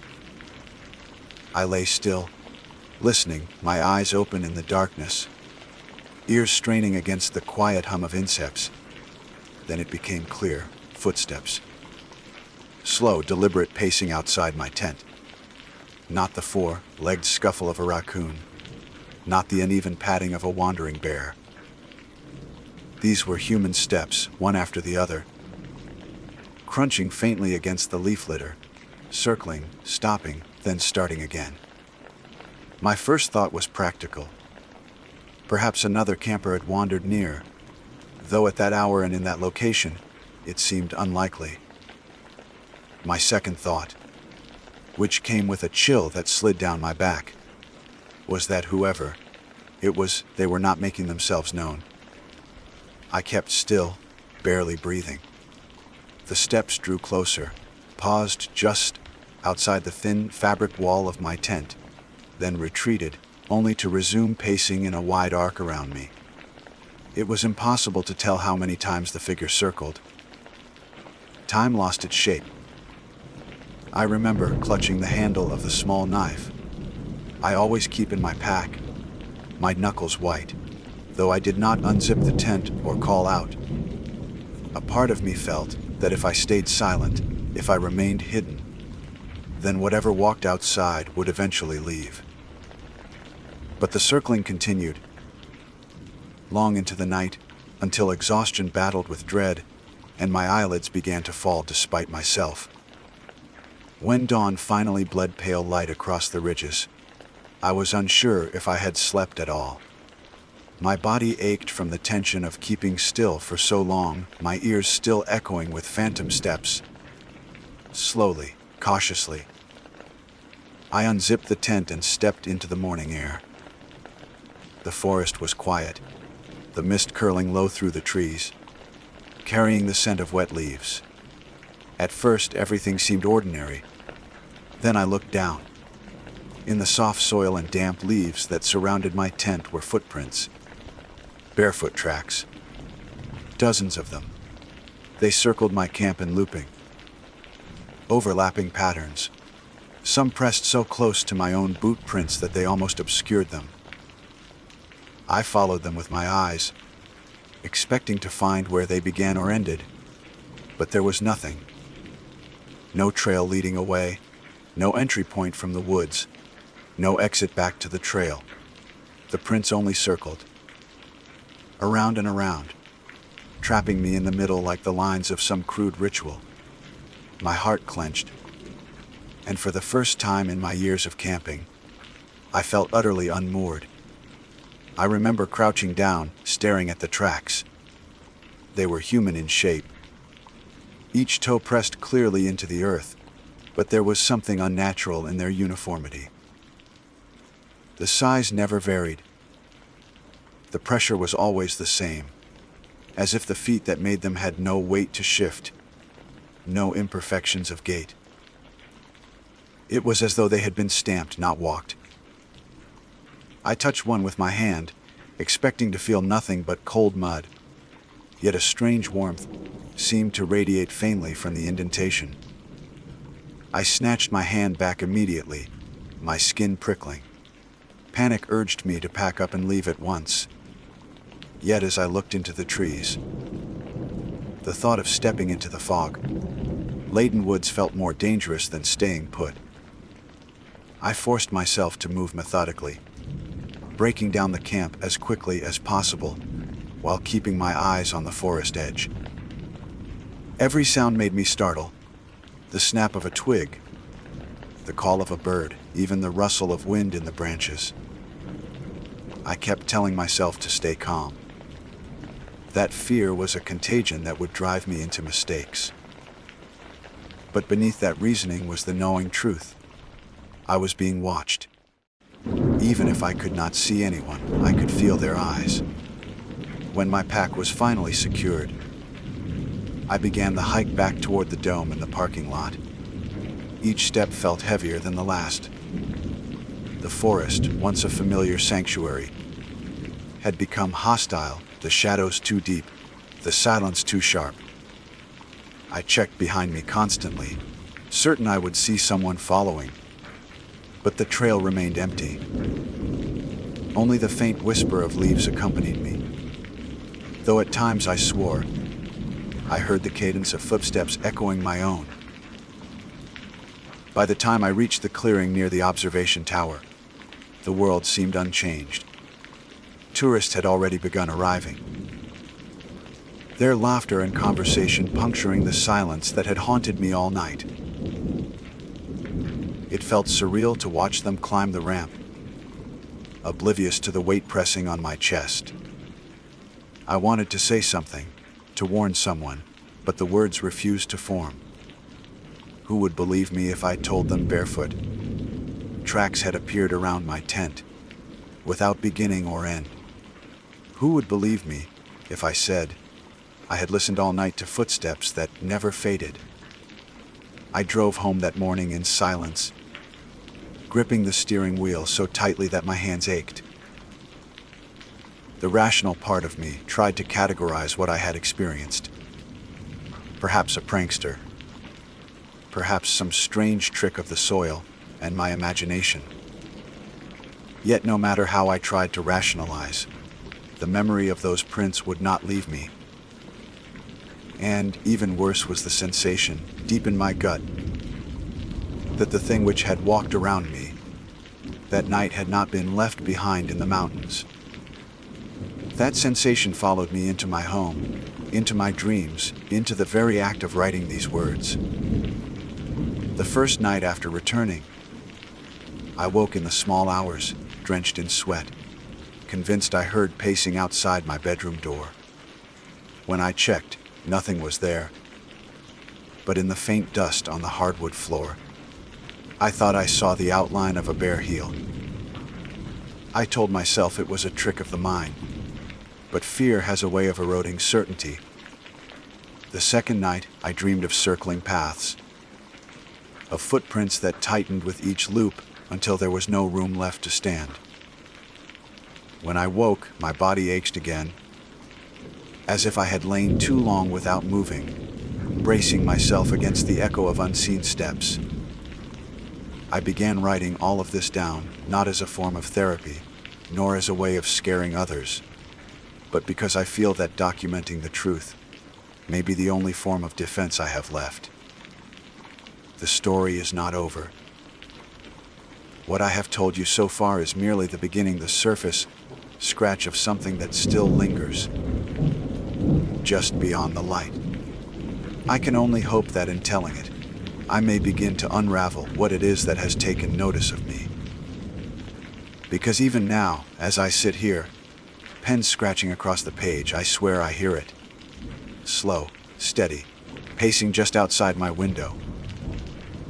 I wish I could tell you that the unease I carried home faded with time, that my rational mind eventually won out, and I laughed off those barefoot tracks as a strange but harmless anomaly. I wish I could say that pacing outside my tent had been no more than the wind tricking my ears, or the soil shifting beneath falling leaves. But the truth is far less forgiving. The truth is that the tracks were only the first sign of something that had taken interest in me, and its interest would not be sated by a single night in the mountains. It followed me home, threaded itself into my routines, and began to blur the lines between waking life and dream, until I could not tell the difference anymore. The first week back was the most disorienting. I told myself to stay occupied, to return to normality, to let the hum of the city wash away the memory of the woods. I went back to work, I answered emails, I paid bills, and I forced myself to walk the familiar streets of Asheville with a smile that felt painted on. Yet, no matter how tightly I tried to cling to normalcy, the quiet would creep in. At night, when the city's noise settled into a low murmur, I would hear it again, the steady rhythm of steps. Not outside my tent this time, but outside my bedroom, pacing the narrow hallway of my apartment. The first night I told myself it was a neighbor. The second night, I told myself it was the plumbing, the old building settling. By the third night, when I woke with the sheets tangled around me and sweat soaking my skin, I could no longer convince myself it was anything but deliberate. I began to check the floors each morning. At first, I saw nothing. But then, Faint impressions began to appear in the thin layer of dust near the baseboards. Toes, arches, heels. Bare feet, smaller than mine, but adult in proportion. The prints were never smeared or partial, always crisp, as though pressed into sand. I cleaned them, scrubbed until my knees ached, only to find new ones the next day. They did not lead from door to door. They only circled. Around the living room, around my bed, around me. By the second week, the dreams became more vivid. I would find myself back at the dome, standing inside a ring of footprints that stretched wider and wider until the horizon was nothing but circling paths. No matter where I stepped, I could not break free. Something always paced, just beyond my vision, never close enough to see, but near enough that I felt its breath on my neck. When I woke, my body was sore, as though I had been tensed for hours, waiting. And sometimes, when I sat up, I swore I could still hear the fading rhythm of those steps. Sleep deprivation is cruel. It makes the simplest tasks unbearable. It gnaws at your confidence and frays your edges, until everything feels like it might splinter. I began to withdraw from friends, ignoring invitations and phone calls, not because I did not want their company, but because I did not want to bring whatever was circling me into their lives. I could not explain it to them without sounding unhinged, and yet my silence only deepened the loneliness. By the end of that second week, I was desperate enough to seek answers. I returned to the library, combing through books on folklore and local legends. The Smoky Mountains are thick with stories. Cherokee myths, ranger accounts, whispered tales of ghosts and cryptids. I read about Spearfinger the Stone, skinned witch who preyed on children. About the little people of the mountains, who led travelers astray. About the spirits of settlers who vanished in the mists. Yet none of the stories fit what I had seen. None spoke of barefoot tracks that appeared without beginning or end, or of pacing steps that followed home like an echo that refused to fade. If anything, the stories only deepened my dread, for they confirmed one thing I already knew in my bones. The Smokies are not empty. They have never been empty, and something from those ridges had chosen me. On the third week, I returned to Klingman's Dome. It was irrational, I know. Every instinct screamed at me to avoid the place, to distance myself from whatever had marked me. But desperation has a way of twisting logic. I convinced myself that if I went back, if I confronted it, I might find some way to end it. I packed again, though this time every step of the preparation felt heavier. My hands trembled as I folded the tent, as though I were sealing my own fate. The drive up the winding roads was suffocating in its familiarity. Every curve, every overlook, every shadow of the ridgeline pressed memories into me. When I reached the parking lot, the observation tower loomed like a sentinel, its ramp catching the last glimmers of daylight. Tourists lingered, snapping photos, their laughter slicing through the quiet. I envied them. They would leave. They would descend back into safety. I alone had chosen to remain. I hiked down the trail where I had camped before. Each step weighted with dread. By the time I reached the clearing, the air felt wrong, thicker, heavier, as though charged with something unseen. I set up camp quickly, my hands fumbling with stakes and ropes. The forest around me seemed to hold its breath. Not even the wind stirred. By the time darkness fell, my nerves were frayed raw. I did not sleep that night. I lay inside the tent, clutching the knife I had carried before, listening. At first, nothing, only silence. Then, sometime past midnight, it began again, slow, deliberate, pacing outside the tent. The rhythm was identical to before, steady and patient circling. I closed my eyes, fighting the urge to cry out. My breath came shallow, ragged, my pulse thundering in my ears. Then, something new happened. The steps stopped directly outside the tent door. The silence that followed was so absolute I could hear my own heartbeat.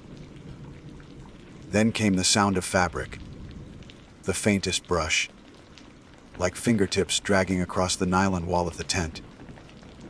My body froze, every muscle screaming to move.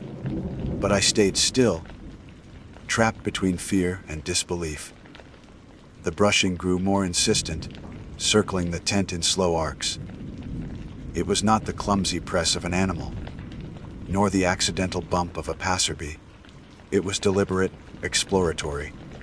I bit down hard on the inside of my cheek to keep from gasping. Then, just as suddenly as it began, it stopped. His silence returned, thicker than before. Hours passed, though perhaps only minutes, until dawn finally seeped through the fabric. When I stepped outside, my heart nearly failed me. The ground was covered in footprints, more than I had ever seen. Not just circling the tent, but layered upon one another, overlapping in dizzying spirals that radiated outward into the trees. Hundreds of them, all barefoot, all perfect. And like before, none led away. It was as if the earth itself had been imprinted by something that moved without traveling, that existed without leaving.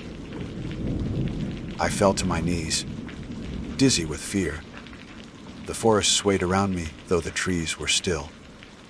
I could not breathe. I forced myself to break camp, my hands numb, my body trembling. The moment my pack was secured, I bolted for the trail, half running, half stumbling, certain that at any second those steady steps would break into a run behind me. But they never did. The forest remained silent, almost mocking in its indifference. By the time I reached the parking lot, tourists were arriving again, their voices bright against the morning air. I drove home in silence, my mind unraveling. Whatever haunted me was not bound to Clingman's dome. I understood that now. The tracks had followed me once before. They would follow me again. There was no escaping them. Back at home, the pacing resumed that very night, louder now, bolder, as if returning to the source had only deepened its hold on me. I lay in bed, staring at the ceiling, listening as it circled my apartment with tireless patience. And when I finally dared to glance at the floor, I saw them, fresh prints pressed into the wood, toes pointed inward, circling my bed. I cannot tell you how long I lay awake, only that when sleep finally claimed me, I dreamed of something standing just outside my tent, faceless, barefoot, circling, always circling. And when I woke, I was certain I had brought a memory back with me. There comes a point when fear becomes less about survival and more about inevitability. In those first weeks after Clingman's dome, I tried to convince myself that what I was experiencing was external, something that could be escaped with distance or solved with reason. But the longer it persisted, the more I began to understand that whatever had fixed itself to me was not bound by place or circumstance. It was not the mountains, not the woods, not even the tent. It was me. And once that truth sank in, the weight of it nearly drove me to madness. The pacing grew bolder. It no longer confined itself to nights. During the day, I would hear the faint rhythm of steps behind me as I walked down hallways at work or across the grocery store parking lot. Always measured, always patient, never breaking into a run, but never falling away either. Coworkers asked if I was all right, noting the dark rings under my eyes, the way I startled at the smallest sound. I gave excuses: stress, lack of sleep, migraines. Lies that grew thinner each time I spoke them. The truth felt unspeakable. What words could I use? I am being circled. That was the only explanation, and it sounded insane even to me. I began marking the prints with chalk. Each morning, I would draw small circles around the footprints that appeared in my apartment, hoping to catch some change or shift that would make sense of them. But no matter how many I marked, fresh ones would appear outside the circles by the next morning, as though whatever left them refused to be contained. I stopped cleaning the floor altogether, and soon my apartment became a gallery of pale outlines. Hundreds of circles spiraling across the wood. It was as though I lived inside a diagram, drawn by an unseen hand, and I was the unwilling center of its geometry. The dreams worsened. I dreamed of spirals that tightened until they crushed the air from my lungs. I dreamed of faceless figures, pacing the edges of endless rings, their bare feet stamping in rhythm until the ground itself shook. Sometimes, I dreamed I had become the one pacing, my feet moving without will, my body circling endlessly around some unseen prey. When I woke, my legs ached as though I had walked miles in my sleep. Desperation pushed me back into research. I scoured archives, online forums, old newspapers. I searched for anything that resembled my experience: ghost stories, folklore, reports of hauntings.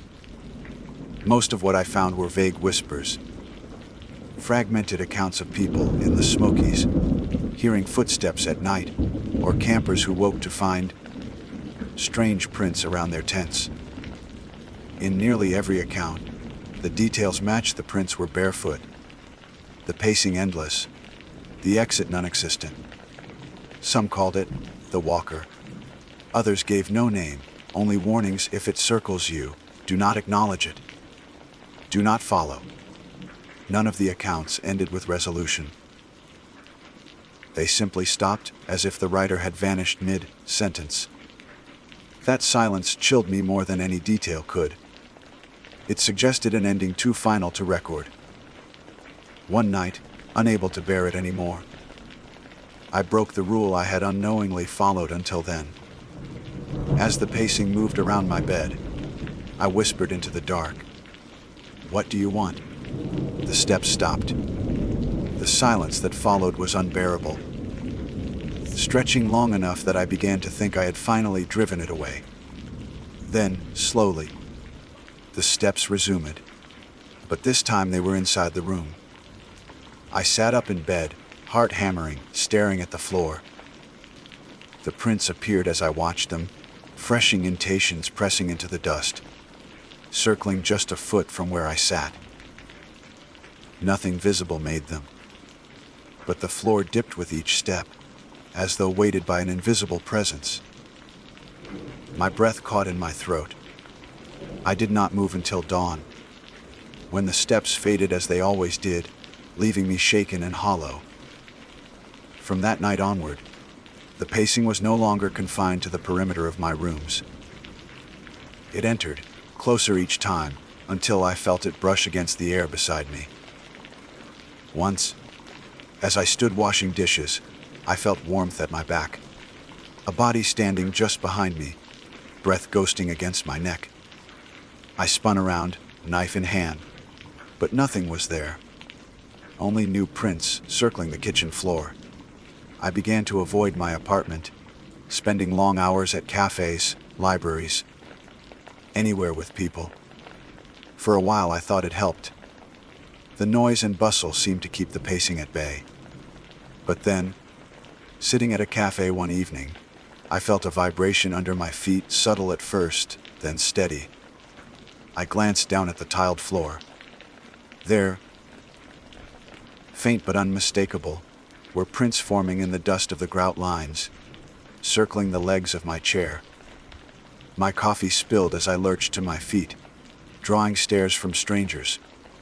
I fled without explanation, humiliation and terror burning together in my chest. That was when I realized there was no sanctuary. The walker, or whatever it was, had no boundaries. It did not care for walls, or crowds, or daylight. It circled me because I was its center, and there was no escaping that geometry. My decline was swift. I stopped working, stopped answering messages, stopped pretending. Days and nights blurred together in a haze of footsteps and sleeplessness. I thought of leaving town, driving until the mountains were nothing but memory. But the thought of being alone on a highway, the sound of footsteps in the car with me, made the idea unbearable. I thought of confiding in someone, but what would I say? That an invisible presence was pacing my life away. That barefoot tracks appeared wherever I went. No one would believe me. Worse, what if speaking it aloud made it stronger, more real? The final breaking point came in a dream. I stood on the observation tower at Klingman's Dome, the horizon a sea of spiraling tracks that stretched into infinity. A figure stood at the edge of the ramp. Tall, faceless, its body blurred like smoke, its feet bare against the concrete. It began to pace, each step echoing like thunder. And then I realized, with a dread that hollowed me out, that its movements matched mine. Step for step, we circled together. I was not being haunted by something separate. I was becoming it. I woke screaming, the sound tearing from my throat until it hurt. The floor of my bedroom was a maze of fresh prints, layered upon one another until they formed no circle, only chaos. And in the center, pressed deep into the wood, were two prints that were not like the others. They were mine. Barefoot. Perfect. That was last night. I am writing this now in the dim light of early morning, my hands trembling, though I do not know if these words will matter to anyone. Perhaps they are only a record for myself, proof that I existed before the pacing consumed me. Already, I feel it pulling at me, the urge to rise, to walk, to circle. My feet itch with it, my muscles twitch. I have not stood since waking because I am afraid of what I might do if I let them touch the floor. But I know I cannot resist forever. Even now, I hear the steps, not outside, not beside me, but within. Each beat of my heart is a footfall, each breath a circle drawn tighter. I understand now what those other accounts meant when they fell silent. The walker does not follow. It replaces. It wears you down until you are nothing but the rhythm of its endless circuit. If you are reading this, know that I have tried to resist. Know that I fought to the very last word. But the pull is too strong. Soon I will stand. Soon I will pace. And when I do, I fear there will be no difference between me and it. Perhaps, someday, you will go camping near Klingman's Dome. Perhaps you will wake to footsteps circling your tent. If you do, remember this: do not listen. Do not acknowledge. Do not ask it what it wants. For once you let it in, it will never leave. It will pace until you are hollow. It will circle until you are gone. And when it is finished, you too will walk barefoot through the dark, drawing rings around the living, waiting for the next to join. The steps are louder now. They are not outside. They are not inside. They are me. I am standing. I am pacing. And I cannot stop. My name is Walter Hayes, and for a significant portion of my life, I served as a fire lookout along the Smoky Mountains. The job was never glamorous, though I held it with a kind of quiet pride that people rarely understand until they have spent weeks in solitude with only trees, clouds, and the occasional bird for company. My station was a wooden tower, perched high above the canopy, where, The forest stretched into endless ridges and folds of green during the day, and into shadowy depths at night. The official duty was simple: scan the horizon for signs of smoke or fire, record weather patterns, and keep detailed logs of everything unusual. The unofficial duty, one that no training manual ever prepared me for, was to endure the long nights, when the glass around the lookout reflected things that should not have been there. I accepted my first shift in the summer, when the Smokies are alive with the constant hum of cicadas, the sticky weight of humidity, and the faint smell of pine resin hanging in the air. I was younger then, in my late 20s, eager to prove myself capable of the long hours and the quiet isolation. The tower rose above everything, a small square cabin with wraparound windows on all four sides, accessible by a long staircase of creaking steps. At the top, the world opened like a vast, breathing ocean of trees. I kept a small cot in the corner, a stove for coffee, and a desk stacked with logbooks, maps, and a radio for reports. During daylight, the job was almost peaceful. I would stand with binoculars, sweeping across the valleys and ridges, noting the movement of smoke from distant cabins, sometimes spotting black bears lumbering through clearings or elk grazing near rivers. The air was alive with hawks and eagles riding thermals, and at sunset, the sky painted itself in layers of pink, orange, and purple that seemed infinite. The problem began only after the light drained away, leaving me surrounded by glass on all sides, my own reflection caught in every pane. The first time it happened, I thought my mind was simply playing tricks. The sun had gone down. The ridges had turned black against the last glow of sky, and I was writing in the logbook, noting wind speeds and temperatures. The lantern by my desk threw my reflection across the window. I lifted my head, and for an instant, I swore there was someone standing behind me in the glass. The shape was vague, darker than the shadows, like the outline of a person watching. I turned so quickly that my chair scraped across the floor, but of course the room was empty. Just my cot, my stove, my scattered maps. I laughed at myself then, though the sound rang hollow. I wrote it off to exhaustion, the mind playing tricks in the half-light. But over the next weeks, the reflections became harder to dismiss. Sometimes I would see a face, pale and blurred, where my reflection should have been. Other times, it was the shape of a figure, standing in the far corner of the room, still and silent, its presence captured only in the glass. When I turned to look directly, there was nothing. Only the stale air, the ticking of my watch, the distant rustle of wind through trees far below. There is something about glass at night that unsettles me even now. It does not just reflect what is inside, it seems to capture things that exist just beyond the line of vision, like a second world laid thinly over the first. In the lookout tower, I could not escape it.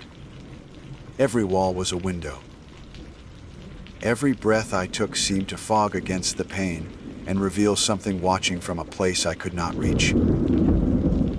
I never told the supervisors.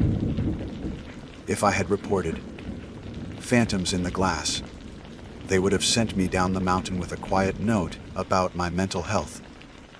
Instead, I kept my notes clinical, filling the logbooks with observations about weather and tree lines, while in the margins, in small handwriting, I sometimes scribbled words like face, behind me, or reflection wrong. I told myself it was important to keep track, that perhaps fatigue or isolation caused patterns of hallucination. Yet a deeper part of me, the part that stiffened my neck hairs each time I caught a glimpse, knew I was recording something real. One evening in late August, as thunder rolled miles away and lightning flickered across the horizon, I sat at the desk writing. Rain lashed against the windows, turning the glass into shifting mirrors of light and shadow. I raised my head, and in the pane directly ahead, I saw a crowd. Not one figure this time, but several. Their shapes were human, yet too still, too blurred, like silhouettes pressed against the other side of a veil. They stood behind me, shoulder to shoulder, faces indistinct. My breath caught. For a long moment, I could not move. The storm outside raged, and inside, I was frozen between the glass and my own pounding heart. When I finally turned, the tower was empty as ever. Only the lantern light flickered across bare walls. But in the reflection, the figures had not disappeared. They lingered, faint but undeniable, watching with a patience that seemed endless. I remember whispering aloud, though I do not know to whom, "What do you want?" My voice cracked in the small room. There was no answer, only the hiss of rain and the occasional groan of wind pressing against the tower. Sleep came rarely after that. I would lie on the cot, listening to the forest below, every creak of wood amplified, every whisper of air like a breath near my ear. Sometimes I would close my eyes and wake to the sensation that someone had been standing over me, their weight bending the space above the bed. Yet when I looked, the tower remained empty. It was only the glass that betrayed the truth, that I was not alone. The Smokies are full of legends, and during supply runs down the mountain I sometimes overheard old stories told in diners or ranger stations. Tales of lost settlers, spirits of the Cherokee, echoes of Civil War soldiers who had perished in the ridges. Most laughed them off, but a few lowered their voices and said the mountains never forget. That every tree, every hollow, every ridge carries memory, and sometimes those memories bleed through. I kept those stories tucked in the back of my mind. When I returned to the tower, they gave shape to what I could not explain. By autumn, the reflections had grown more defined. I began to recognize details. A man with a long coat, his collar turned high. A woman with her hair pinned back, her eyes wide and unblinking. A child standing too still, her head slightly tilted as though listening to some distant sound. They came and went, sometimes singly, sometimes together, always just behind me, always confined to the glass. When I turned around, the room remained empty, but their presence carried weight. The air grew colder. My breath fogged more quickly, and the silence pressed tighter around me, as though the tower itself strained under their company. One night, when the moon was high and silver, I saw something different. In the glass to my left, instead of my reflection or the blurred figures, there was the forest. Yet not the forest outside. It was the same view, but changed. The trees bent at wrong angles. The ridges folded in ways they should not. And in that forest stood people, countless people, all facing the tower. Their eyes caught the moonlight like glass beads. I stumbled back, knocking over my chair. The vision in the window held steady, impossible and terrifying, until I dared to blink. When my eyes opened again, the reflection had returned to normal. Just me staring at myself with pale, shaken features. I wanted to leave then, to abandon my post and descend the mountain. But the Smokies have a way of trapping you. The road down twisted for miles, and the thought of walking through the dark forest alone, hearing every twig snap behind me, seemed worse than staying. So I stayed, night after night, writing in the logs, drinking too much coffee. watching the glass until my eyes burned. The isolation carved into me slowly. Days blurred into nights, and nights stretched into endless vigils where every flicker of lantern light might reveal another shape. I began to dread my own reflection, the way my face looked back at me hollow, eyed and stretched thin, like something already becoming part of that other world. Still, I kept my duties. I scanned the ridges, reported the weather, and made careful notes of anything unusual. But the most unusual things never made it into the official reports. They stayed in the margins, in the cramped handwriting of a man who no longer trusted what he saw. I knew that if I told anyone, they would smile politely and send another lookout in my place. Perhaps that was what the figures wanted. Perhaps they needed someone to remain, to keep them company in the glass. By the time winter approached, I had come to accept one truth. I was never alone in that tower. The reflections proved it, night after night. The question that haunted me was not whether they existed, but what they were waiting for. And though I never spoke of it openly, in the quiet hours between midnight and dawn, I feared that one day I would stop appearing in the glass entirely, replaced instead by those who stood behind me. I returned to the tower after the new year with a sense of resignation rather than fear. The truth was that I had no other life waiting for me. The mountains had claimed me years before I realized it, and the quiet of the ridges had woven into my bones like a second skin. I told myself that the figures in the glass were only products of my imagination, a trick of light and isolation, though I knew better.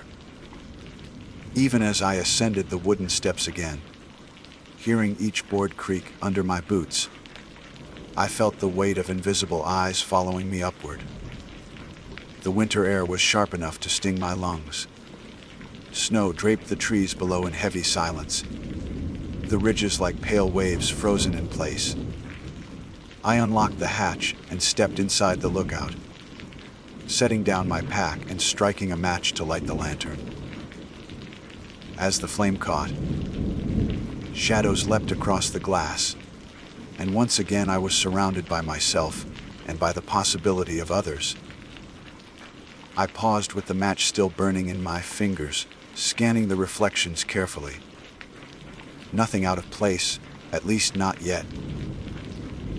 I let the match burn down to my knuckles before extinguishing it, as though prolonging that single, ordinary act could stave off the inevitable. The first week passed quietly, though sleep remained elusive. Every night I would wake from shallow dreams to the sensation of movement. Not sound exactly, but a stirring in the air, as if someone had crossed the room in silence. The reflections grew sharper with each passing night. I would catch sight of the man in the long coat, lingering near the stove, his collar turned up, his eyes hidden beneath the brim of some hat. I could never quite see clearly. The woman appeared often near my cot, her pale face pressed so close to the glass that it seemed she was trying to peer out at the world beyond. The child remained the most unsettling, for she did not stand still like the others. She moved. In the reflection, I would see her head tilt one way, and then another, her small hand lifting as if reaching for me. And yet, when I spun to face her, the cot remained empty, the air thick and still. I wrote about them more often in the margins, filling pages with sketches of what I saw. My hand shook sometimes as I drew, the pencil scraping uneven lines across the paper. I told myself it was important, that documentation mattered. But in truth, I think I needed proof for myself. Proof that I was not inventing these companions in the glass. Proof that there was consistency, that I was bearing witness to something that existed, beyond imagination. One stormy night in February, the glass changed again. I had been sitting at the desk, my lantern low, writing down wind speeds when I caught movement in the far window. I looked up, and instead of my reflection or the familiar figures, I saw the door behind me opening slowly. The problem was, the real door remained shut and bolted. My heart stumbled in my chest as the reflection continued to show the impossible. The door in the glass opened wider, and from it stepped a procession of people I did not recognize. Their faces were pale, their eyes hollow, their clothing old-fashioned, as if they had walked out of a century long gone. They filed into the room in silence, filling the space behind me in the reflection. I spun in panic, chair toppling to the floor. But the tower remained empty. When I looked back, the reflection showed the crowd pressing closer. Their faces turned toward me with expressions I could not decipher. Some looked mournful, others expectant, and a few carried twisted smiles that sent a cold ripple through my spine. I stumbled to the lantern and blew it out. The room plunged into darkness, leaving only the faint glow of moonlight on the snow outside. The reflections vanished with the light, and I was alone again. My breath came ragged, the taste of smoke and fear sharp in my mouth. That was the first time I realized that the lantern's glow was not simply for comfort. It was a lure, a stage light cast against the glass that allowed the other world to bleed through. After that night, I kept the lantern dim, sometimes avoiding light altogether when the unease grew too strong. But the darkness had its own dangers. Without light, the tower became a box of shadows, every corner swelling with suggestion, every creak magnified. Worse still, I began to hear things. Not the ordinary groans of timber or the rattling the panes, but voices. Soft at first, whispers threading through the silence. Words too faint to understand. They rose from the floorboards, from the glass, from the very air, and though I strained to listen, they dissolved each time I tried to grasp them. It was as though the figures had grown impatient with their silent presence and sought to speak, though their language remained just beyond reach. By March, my nerves were frayed. I would descend to the ranger station for supplies, and the world below seemed unreal. The chatter of people, the bright fluorescent lights, the smell of coffee, it all felt distant, like a dream I was being allowed to glimpse briefly before returning to the true world above.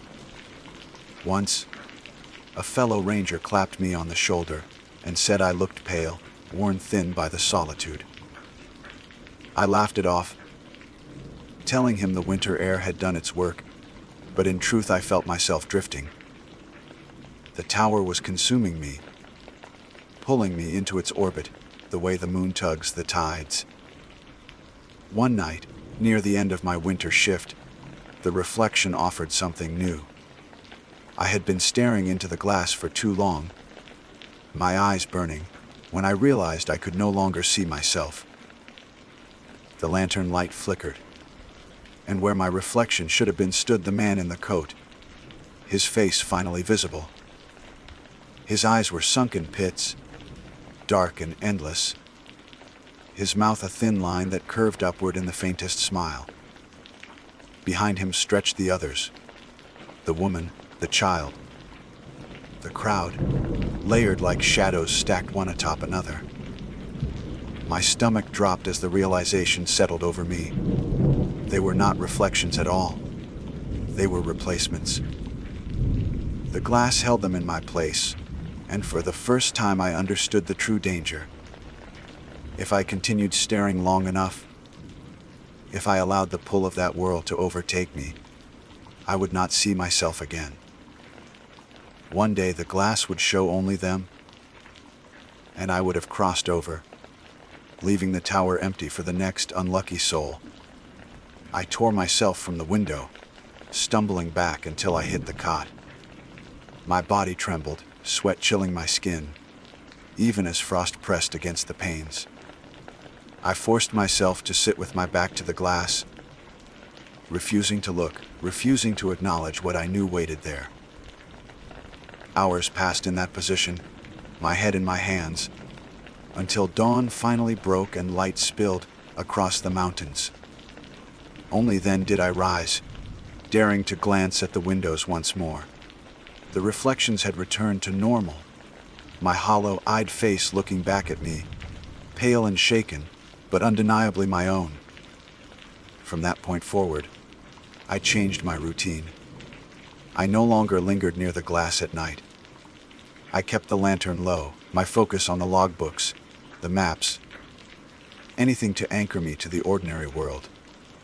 I spoke aloud sometimes, reciting weather reports or reading passages from old books, as though the sound of my own voice could hold me tethered. And yet the figures never left. They hovered always at the edge of sight, waiting, patient as the stones of the mountains themselves. I do not know what they wanted from me, only that their persistence grew stronger with every passing season. Sometimes I wondered if they were remnants of those who had served before me, lookouts who had vanished into the glass and left only their shapes behind. Other times, darker thoughts crept in, that they were not people at all, but something older, something that wore human shapes, because that was the easiest way to be seen. Whatever the truth, I knew I was standing on a boundary, and the tower was its threshold. The Smokies are beautiful by day, but at night, the ridges cradle things the living were not meant to understand. I continued my shifts because leaving felt impossible. The mountains had their hold on me, and perhaps I had already crossed further than I realized. Still, I clung to the hope that as long as I wrote everything down, as long as I recorded each detail with precision, I might anchor myself enough to resist. What I did not know then, what I could not have prepared for, was that the reflections would not remain content with silent watching. They were learning, changing, and soon they would reach beyond the glass. The last spring I spent in the tower began with silence, the kind that feels like a held breath before something inevitable. The forest was waking after months of snow, yet up in the lookout. Life seemed muted, colors washed thin, as though the world itself were tired of waiting. I kept my routine as best I could, marking logs, reporting weather, sweeping the ridges for smoke. But my eyes betrayed me, sliding always toward the glass, drawn like iron to a magnet. I tried to resist. I failed more often than I admit. Each night I swore I would not look. Each night I looked anyway. The figures were there without fail. Some nights they appeared faint, hazy as if shrouded in mist. Other nights they burned sharp and undeniable, their faces inches from my own across the pane. They no longer flickered in and out. They stayed, watching, breathing against the invisible barrier that separated us. The child in particular unsettled me most. I would see her lips move, forming shapes I could not hear. Her eyes followed me when I crossed the room, her hand tapping gently against the glass in rhythm with my steps. It was no longer a matter of hallucination or doubt. I was living with them. One evening, as dusk settled over the ridges, I set a kettle on the stove for coffee. The hiss of water comforted me, a tether to ordinary life. When I glanced at the window above the stove, I froze. My reflection did not lift the kettle. It stood empty-handed, staring back with an expression I did not recognize. My blood went cold. I raised the kettle deliberately, a test, and in the glass, the man in the coat lifted his instead. The reflection had shifted, rearranged. Like parts of me had been traded for them without my consent. I dropped the kettle, scalding water hissing across the floorboards, and backed away until my shoulders struck the far wall. The figures did not vanish. They remained, smiling faintly, as though a bargain had been struck. I did not sleep that night. I sat with my back to the wall, lantern extinguished, the dark pressing in. My ears filled with whispers again, louder now, no longer dissolving before I could catch them. Words formed at the edge of hearing, phrases repeated in different voices, old and young, male and female, all threading together into one command. Join us. Over and over, soft as breath, relentless as tide. At dawn, my radio crackled with a routine check from the ranger station. I forced my voice steady, reported clear skies, calm winds, nothing unusual. My hand shook as I pressed the button, though I doubted anyone noticed. When the transmission ended, I sat in the heavy quiet, the radio silent, the figures crowding the glass like frost forming across every surface. I wanted to run. More than ever, I wanted to leave the tower and never return. But the idea of descending through those endless woods, with the whispers following me, was worse. Here at least I could see them, confined to the glass. Down there, who knew they might emerge? Days passed in a blur. I lost track of time, my log entries growing scattered. The handwriting jagged as though written by someone else. Meals became irregular. Sometimes I forgot to eat altogether, staring instead at the shifting faces in the reflection. They were becoming clearer, more alive, their features sharpening with each passing night. I felt myself dimming in turn, my own face pale and faded in comparison, like I was being drained into the glass. Then came the night when the barrier broke. The storm arrived sudden and violent, lightning splitting the sky. Thunder rolling so hard the tower swayed on its stilts. Rain hammered the glass until every pane blurred white with water. I lit the lantern against my better judgment, desperate for something solid. The moment the flame caught, the windows flared with figures. Dozens of them, hundreds. Faces pressed against every side, mouths open in silent howls, eyes burning with hunger. My heart seized in terror. I backed toward the center of the room, every direction filled with them, the glass bowing as though their weight might shatter it. And then the child moved. Not in the reflection, behind me. I heard the scrape of her small shoes on the wooden floor. The sound froze my blood more than any vision had. Slowly, against every instinct, I turned. There she was, standing between the cot and the stove, her pale dress clinging wet, as though she had walked out of rain that did not exist inside. Her hair hung in dark ropes, her head tilted just as I had seen in the reflection. And her eyes were not a child's. They were deep, endless, too old to belong in that small frame.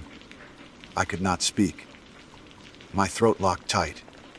She raised her hand, fingers outstretched, reaching toward me just as she had done 100 times in the glass. Only now, there was no barrier.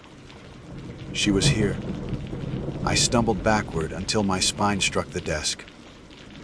My hand landed on the logbook, pages smudged with my frantic notes. In a burst of desperate instinct, I grabbed the book and hurled it at her. The log struck her chest and fell through, passing as though she were made of smoke.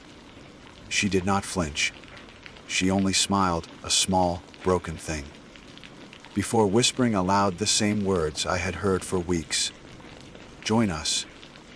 The storm outside grew louder, thunder shaking the tower. The glass rattled in its frames, and the faces pressed harder, eyes blazing. I felt the floor tilt, wood groaning under pressure. The child stepped closer, and with each movement the distance between us shrank, though she seemed barely to move at all. I pressed flat against the desk, my breath tearing out in shallow gasps. The lantern sputtered. For an instant, darkness consumed everything. When it flared back to life, the room was full. They were all there. The man, the woman, the crowd, surrounding me on every side. Their bodies wavered like smoke, yet their presence crushed the air from my lungs.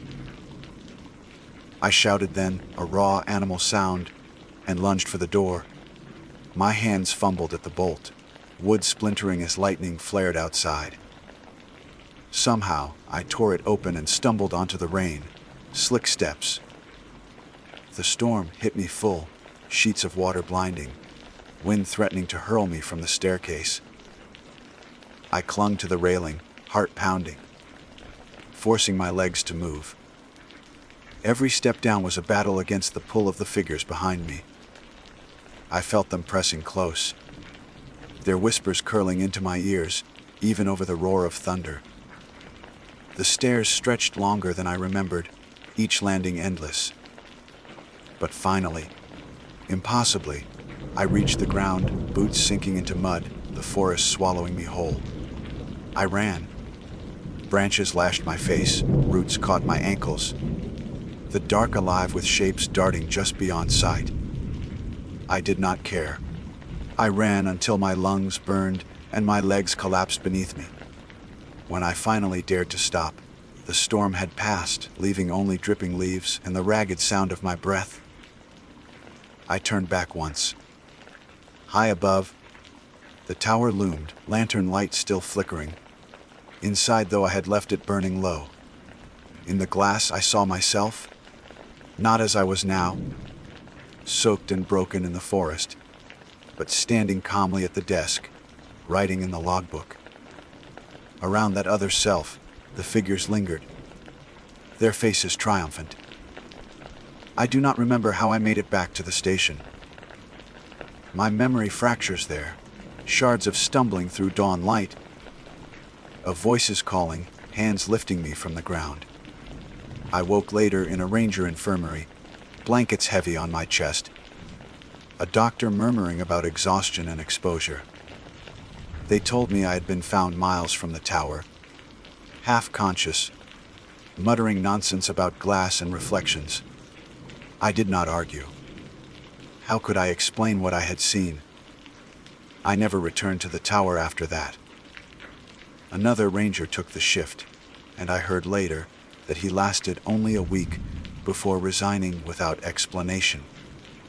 They cycle through lookouts quickly now, each one gone before the season ends. No one talks about why. The logs remain in the tower, pages scattered with cramped handwriting from generations before me. I sometimes wonder if their margins match mine, filled with sketches of faces, notes about figures that should not exist. As for me, I carry the Smokies inside me still. Every mirror, every window at night holds danger.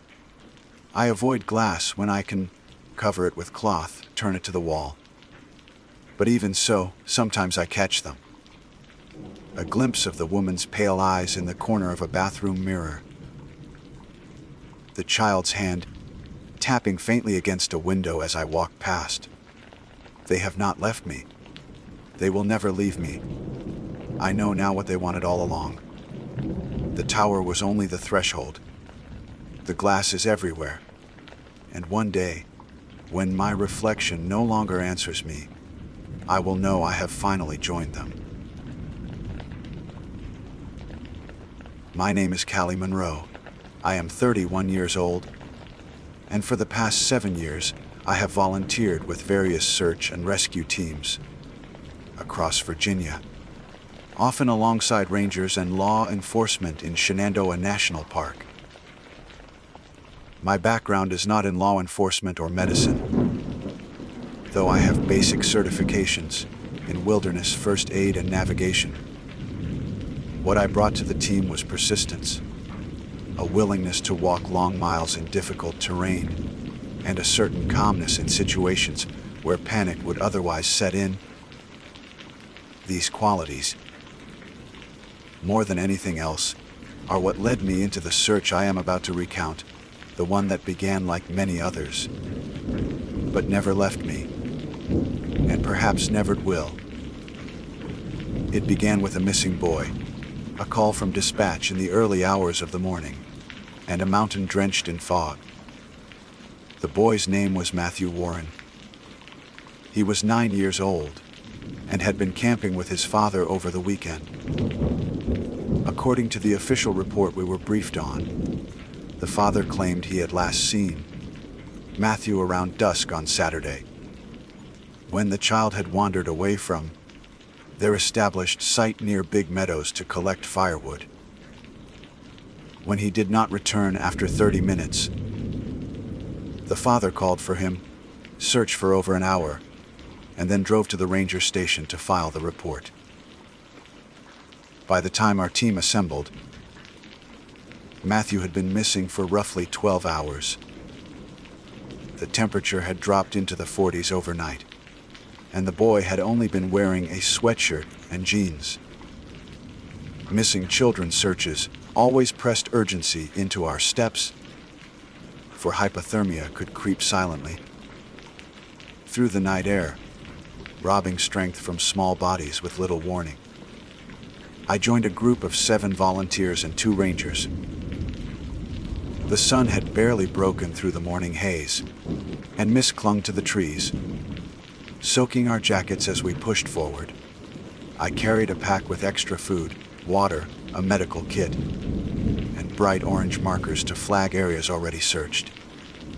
The ground was damp, each step squishing into layers of leaves that muffled sound until only our radios broke the silence.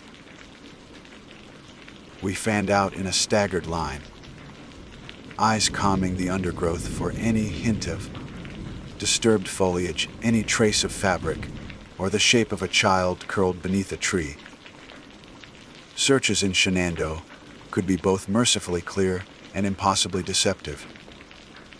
The ridgelines offered views that stretched for miles, yet the valleys and hollows swallowed sound and light, creating pockets where someone could be a dozen feet away and never be seen. It was in one such hollow that we discovered the campsite. At first glance, it seemed nothing unusual. Just a flattened patch of earth beside a stream where someone had chosen to settle for the night.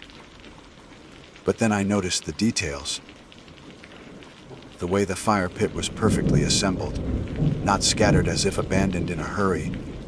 The folding chair neatly tucked beside a log, the cooking gear cleaned and stacked. Even stranger was the tent.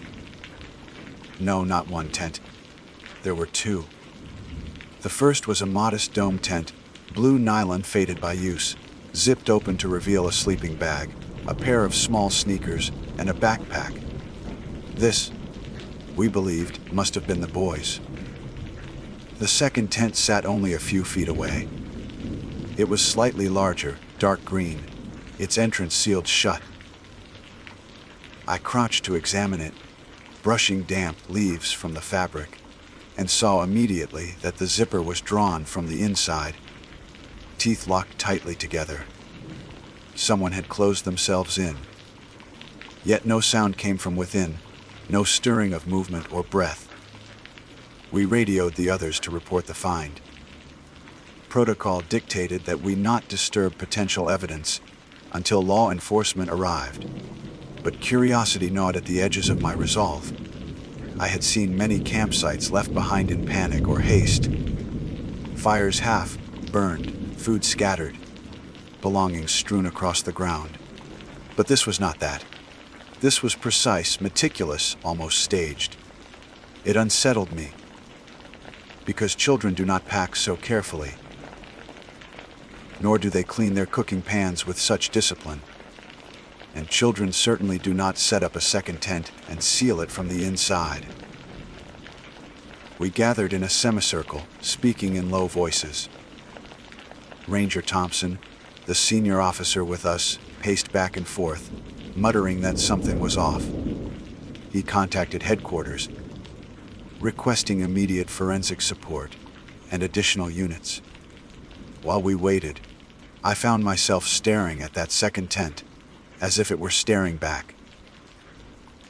The fabric shifted ever so slightly with the breeze, but I imagine the movement came from within, that someone sat only inches away, listening. The longer we lingered, the heavier the silence grew. Woods are rarely truly silent. There are always birds or the rustle of small creatures. Yet in that hollow, aside from the stream's whisper, there was nothing. It felt like the forest itself held its breath.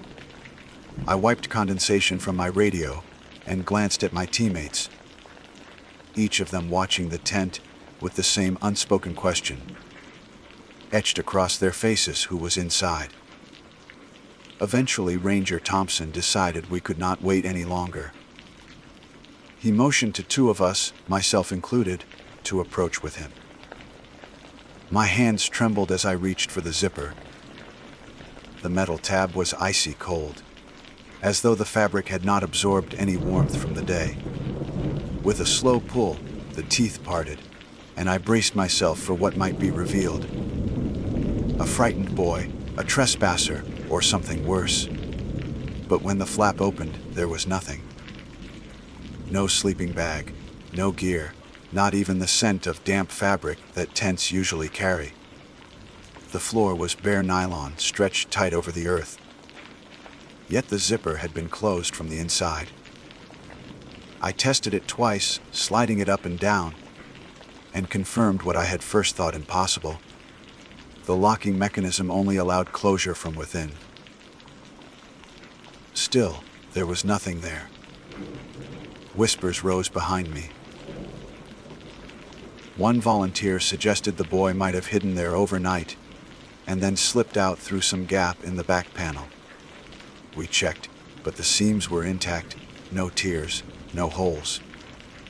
Another speculated that perhaps the tent had been tampered with, modified. But the stitching was factory, standard, no alterations.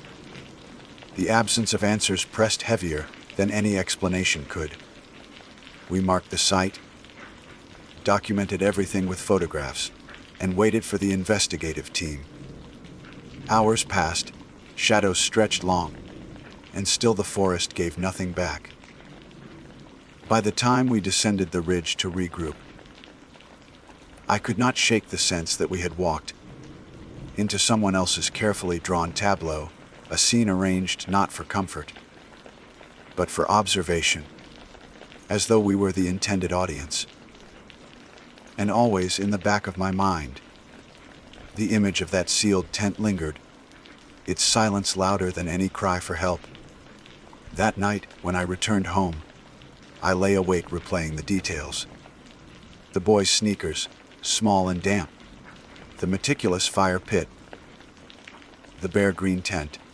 I thought of Matthew's father, frantic with grief, and wondered how I could possibly describe what we had seen without sounding cruel. I imagined telling him that his son's things had been found, placed with care, but no sign of the boy himself, only a second tent that refused to explain its existence. The words caught in my throat. Sleep came in fragments, broken by dreams of zippers closing tightly around me, sealing me into darkness from which there was no exit. The search continued for several more days, expanding across miles of terrain, drawing in dog teams, helicopters, and dozens more volunteers. We combed ravines, followed deer trails, and scoured creek beds. We found traces, a candy wrapper, a twig bent as if stepped on, but no definitive sign of Matthew. Each lead drew us back to the same conclusion. The boy had vanished near that campsite, and whatever story the second tent held, it refused to tell us. As hours bled into days, I found myself returning to the site more often than assigned. Something about it pulled at me. a gravity that left me restless unless I was standing once again in that hollow, listening to the silence press against my ears.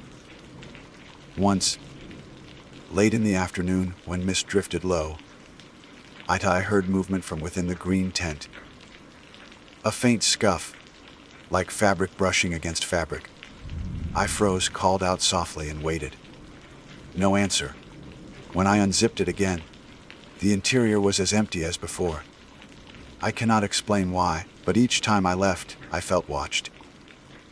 Not by eyes in the tree line, not by some tangible presence, but by the absence itself, the hollow space inside the tent that should have held something, and yet held nothing.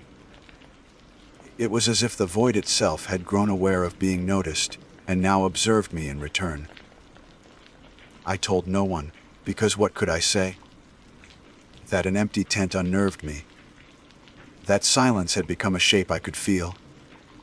My companions already whispered about exhaustion, about nerves stretched thin by the weight of a missing child. I would not add to their unease. Still, in quiet moments, I imagined the zipper closing again, not by any hand, but by intention alone, sealing whatever truth lay inside away from us forever. In the days that followed, the search broadened until it seemed as though the entire park had been combed over twice. New volunteers arrived daily, their bright jackets dotting the ridges like wildflowers, while helicopters thundered overhead, their blades chopping the mist into ragged strips. Despite all this effort, the search returned little. The boy's trail ended at that campsite, as though he had stepped neatly into the earth and disappeared. For most, the mystery was a torment. But for me, it was more than that. It became an obsession. Each time my shift ended, I lingered, finding excuses to circle back to that hollow, drawn by something I could not name. The green tent stood unchanged, zipped tight whenever I approached, always empty inside. On the third night, fatigue finally forced me to leave the mountain and rest at the base station. I showered, ate a meal that tasted of cardboard, and collapsed into the cot. But even there, sleep refused me. In the blur between waking and dreaming, I saw the hollow again. I saw the second tent breathing, its fabric pulsing inward and outward, as though lungs filled the space within. I woke with my hands clenched so tightly that my nails had drawn blood. When I returned the following morning, I told myself I would stay disciplined, keep to the assigned grid, and not indulge whatever strange compulsion had taken root. Yet by midday, my boots carried me once more to the streamside clearing. It was quieter than ever, the air heavy with moisture that dulled every sound. A squirrel froze on a branch above me, then darted away as though frightened not by me, but by something unseen. The boy's blue tent sagged in the damp, his small sneakers still tucked neatly inside, as if waiting for feet that would never return. And the green tent, still zipped, still locked from within. I decided to test it, if only to prove to myself that the fear was irrational. I placed a marker flag at the entrance, a blaze of orange, then backed away and waited. I stood so long my legs cramped, but the tent never moved. Finally, I stepped forward, pulled open the zipper, and looked inside. Again, nothing but the taut nylon floor. Yet the marker flag was gone. I searched the ground around the hollow, the stream, even my own pack-in case. I had somehow forgotten placing it. Nothing. When I zipped the entrance closed again, I found a flag folded neatly inside the tent, resting where no one could have reached without passing me. I did not report this. To speak of it would have branded me exhausted or unstable. Instead, I tucked the flag into my pocket, the nylon damp against my thigh, and finished my shift in silence. That night, the dream returned. I saw the boy sitting cross-legged inside the green tent, his face obscured in shadow, though his sneakers glowed white at his feet. He did not speak, but the zipper drew upward on its own, teeth clicking into place, until he was sealed away again. I woke gasping, the sound of those clicks still in my ears. By the 5th day, rumors spread among the volunteers. Some swore they heard a child's voice, calling from the ridges only to find no trace. Others said they saw movement in the underbrush that vanished when approached. One man confessed he dreamed of tents multiplying across the mountains, each zipped tight, each containing nothing. I listened without speaking of my own experiences, but the hollow between us all grew heavy with what we did not dare admit, that the search had turned strange, that something more than weather and terrain held sway here. That evening, I found myself alone near the campsite again. The others had gone to relay a report, leaving me to guard the area until the investigative team arrived for another inspection. The light drained quickly through the trees, painting the trunks in streaks of dying gold. I sat on a log, listening to the stream and the faint rustle of leaves. Then, faintly, I heard it, the sound of a zipper sliding shut. My blood chilled. I turned toward the tents. Both were closed, as they had been moments before. I stepped forward, heart pounding, and crouched before the green one. The zipper tab was trembling, swinging slightly as though it had just been pulled. With trembling hands, I unsealed it once more. Inside was not empty this time.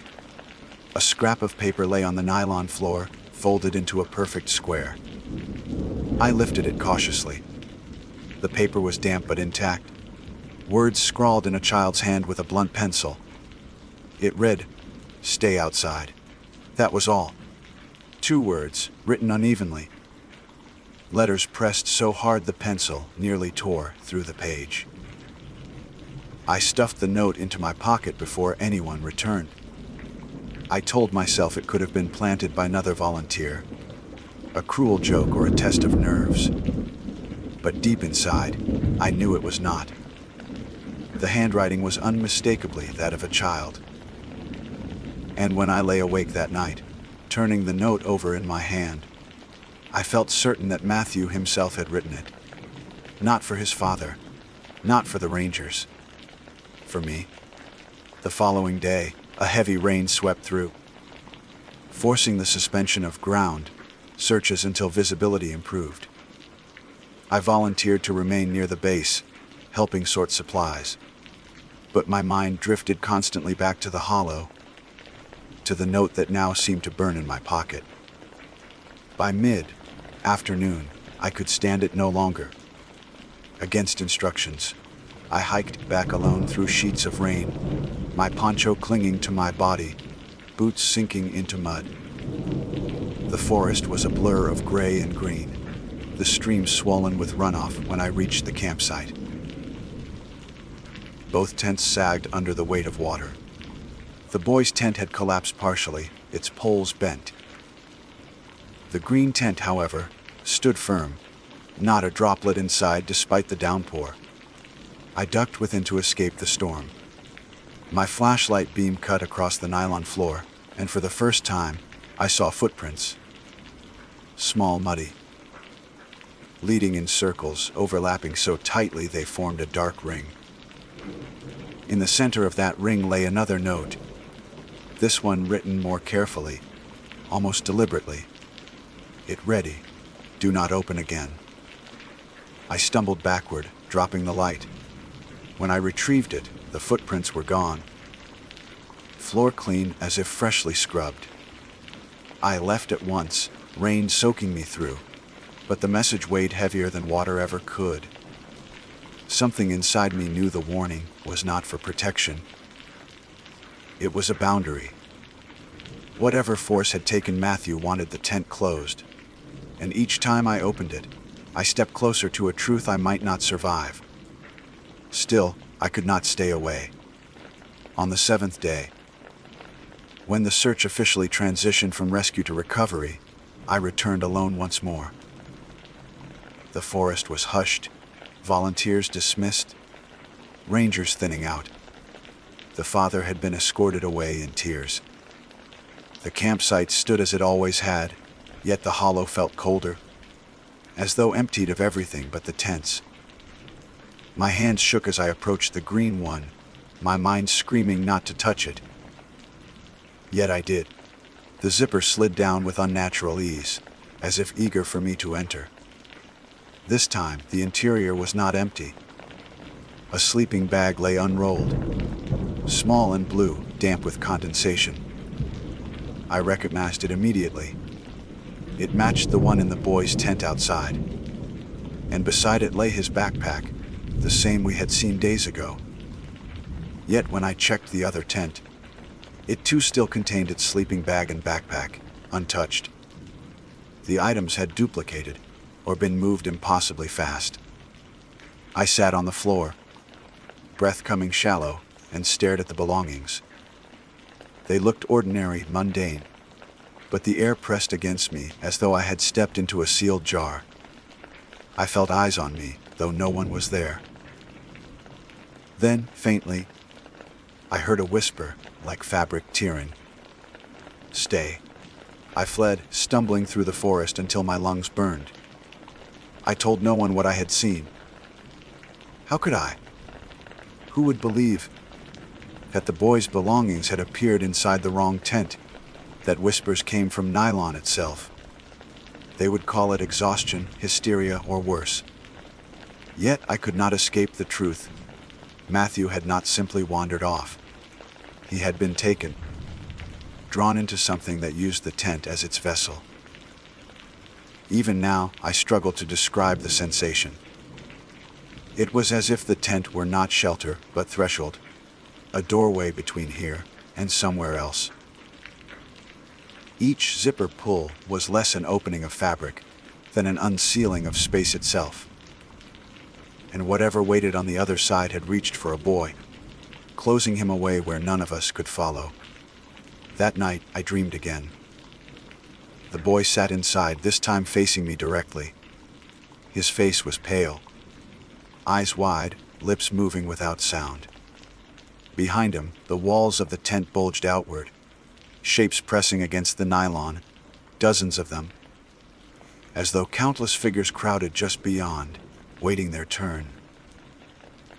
The boy shook his head slowly, warning me, and then the zipper shut once more. I woke screaming. By then, the search had been formally ended. Matthew was declared lost, presumed dead, though no evidence supported it. The forest swallowed the story as it had swallowed him. But I could not let it go. Each night I returned in my thoughts to that hollow, to the green tent, to the warnings that came too late. And still, I felt the pull, the need to go back, even knowing what waited there. The official search concluded after 10 days.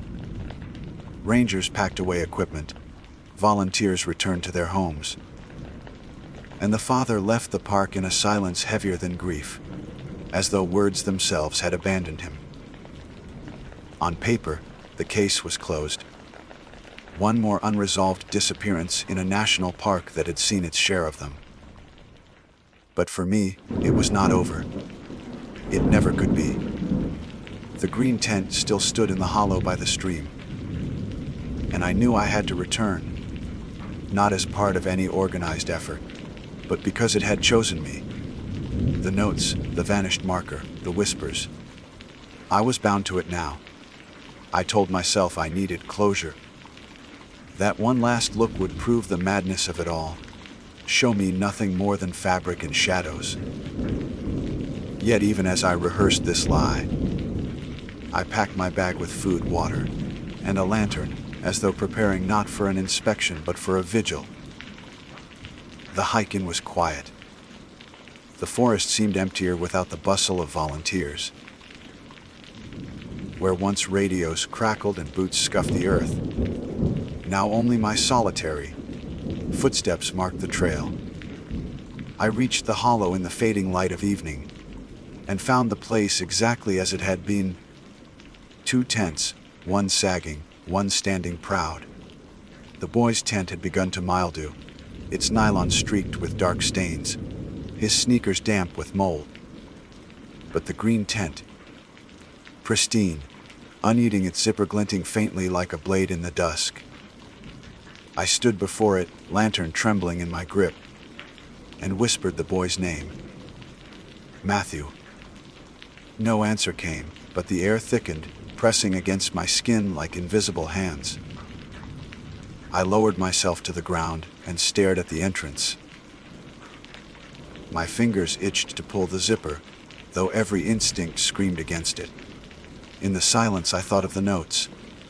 Stay outside.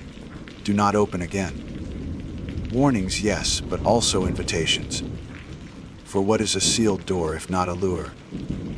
Perhaps that was the trick all along, to warn me just enough to ensure my disobedience. I opened the tent. The lantern light spilled inside, and for the first time I saw depth. Not the shallow confines of nylon walls, but a corridor stretching away into darkness. The floor sloped downward, its surface still nylon, yet firm under my palm when I touched it, like earth disguised. A cold draft whispered from within, carrying with it the faint smell of smoke and something sweet, almost medicinal. I should have stopped. I should have zipped it closed and left. But the hollow held its breath around me, and I found myself crawling forward, dragging the lantern after me. The walls pressed close at first, then widened until I could stand. I turned back once, expecting to see the forest framed in the entrance. Instead, the zipper had sealed behind me. The tent was gone. The corridor stretched on, its walls shivering with each flicker of the lantern. Footprints appeared in the dust beneath my feet. Small, childlike, leading deeper. I followed, heart pounding so hard, I thought it might echo off the walls. The air grew colder, my breath clouding before me. From somewhere ahead came a soft sound, like the murmur of many voices just out of earshot, or wind threading through reeds. I rounded a bend, and there he was. Matthew sat on the floor, knees drawn to his chest, eyes wide. He looked exactly as he had in the photos we had been shown. Brown hair, freckled cheeks, sweatshirt smeared with dirt. Relief surged through me, so sharp it hurt. Matthew, I whispered. He lifted his head slowly, lips parting, and I stepped closer. Then I saw his eyes. Not bright with life, but dull, as though filmed over with frost. His lips moved, shaping words without sound. Behind him, the corridor bulged, fabric straining outward as shapes pressed from the other side. Faces, dozens of them, stretching the nylon, mouths gaping soundlessly. The murmurs rose into a hiss that rattled the lantern glass. Matthew shook his head. His lips formed a single word: run. I staggered back, nearly dropping the lantern. The figures pressed harder against the walls, their outlines clearer now. Children, adults, men and women alike, all trapped in silent scream. Hands pushed forward, stretching the fabric until I thought it must tear, but it never did. The tent held them, as it had always held them. I turned and fled, lantern swinging wildly. The corridor twisted upon itself, narrowing, widening, doubling back. Footprints multiplied, some small, some large, none my own. They circled me, led me in spirals. Panic clawed at my throat. I could no longer tell which way was forward, which way back. Then, ahead, I saw light. A pale seam, the glint of a zipper. I lunged, hands grasping, and yanked it open. Cold mire hit me like a wave, and I tumbled out into the hollow. I rolled across wet leaves, lantern clattering beside me. The tents stood as they had, silent, unmoving. My lungs burned, my heart thundered, but I was outside again. The zipper closed behind me, smooth and unhurried, as though no hand touched it at all. I crawled backward until my spine hit a tree. For long minutes I sat there, gasping, staring at the green tent. It looked ordinary once more, nylon and poles, no different from any other. Yet I knew what lay inside. I knew who pressed against its walls. Dawn bled slowly across the trees, turning mist into gold. With daylight came a fragile sense of safety, though it was a lie. I forced myself to my feet, shouldered my pack, and left the hollow. I did not look back. In the weeks after life resumed its routines, work, errands, the simple rhythm of daily obligations. But the hollow lived behind my eyes. In quiet moments, I swore I heard the faint rasp of a zipper, or whispers threading through silence. I burned the notes I had taken, though the words etched themselves deeper into memory. Stay outside. Do not open again. I have never spoken publicly of what I saw. To the world, Matthew remains missing, his fate unresolved. The green tent, I assume, was eventually dismantled by rangers, or perhaps left to rot among the trees. Yet sometimes, driving along Skyline Drive, I feel its presence still out there waiting. The truth is, these tents are thresholds.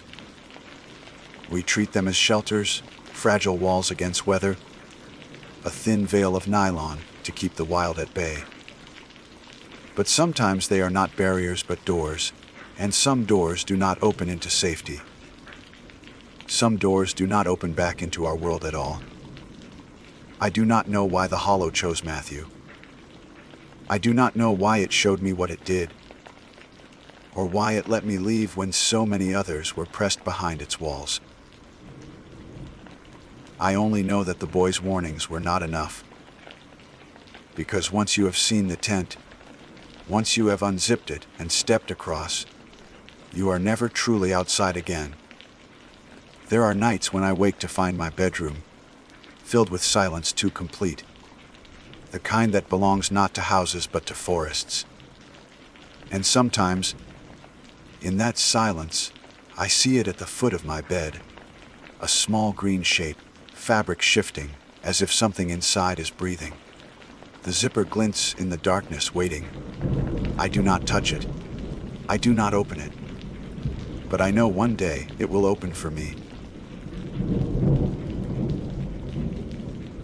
My name is Jordan Pike, and the night I spent off trail along the Appalachian Trail is carved into me like a scar no one else can see. By midnight, the forest had turned unfamiliar, a place where even air felt wrong, too thick, too heavy, like water in my lungs. The trees leaned in, swaying closer with every gust, until their branches scratched at my tarp, like fingernails raking across canvas. Sleep was a stranger to me that night, though I pretended, lying still, holding my breath, as if the woods would sense movement and close in harder. The rain had stopped an hour before, but drops still clung to the pine needles, dripping in slow, deliberate taps that echoed against the tarp. I remember counting them, trying to tether my mind to something ordinary. Tap, pause, tap. It should have been comforting. But the rhythm stretched into something else, like words in a language I wasn't supposed to understand. The more I listened, the more certain I became that it wasn't random. My name was there, faint but shaping itself between the pauses. Jordan Pike. The forest was speaking me. I sat up, heart hammering, and switched on my headlamp. The beam cut through the tarp flap and lit the trees just beyond. They seemed frozen mid, lean, every trunk bowed in the same direction. Branches threaded together so tightly that the beam could not pass through. Not a gap, not a star, not the faintest line of sky.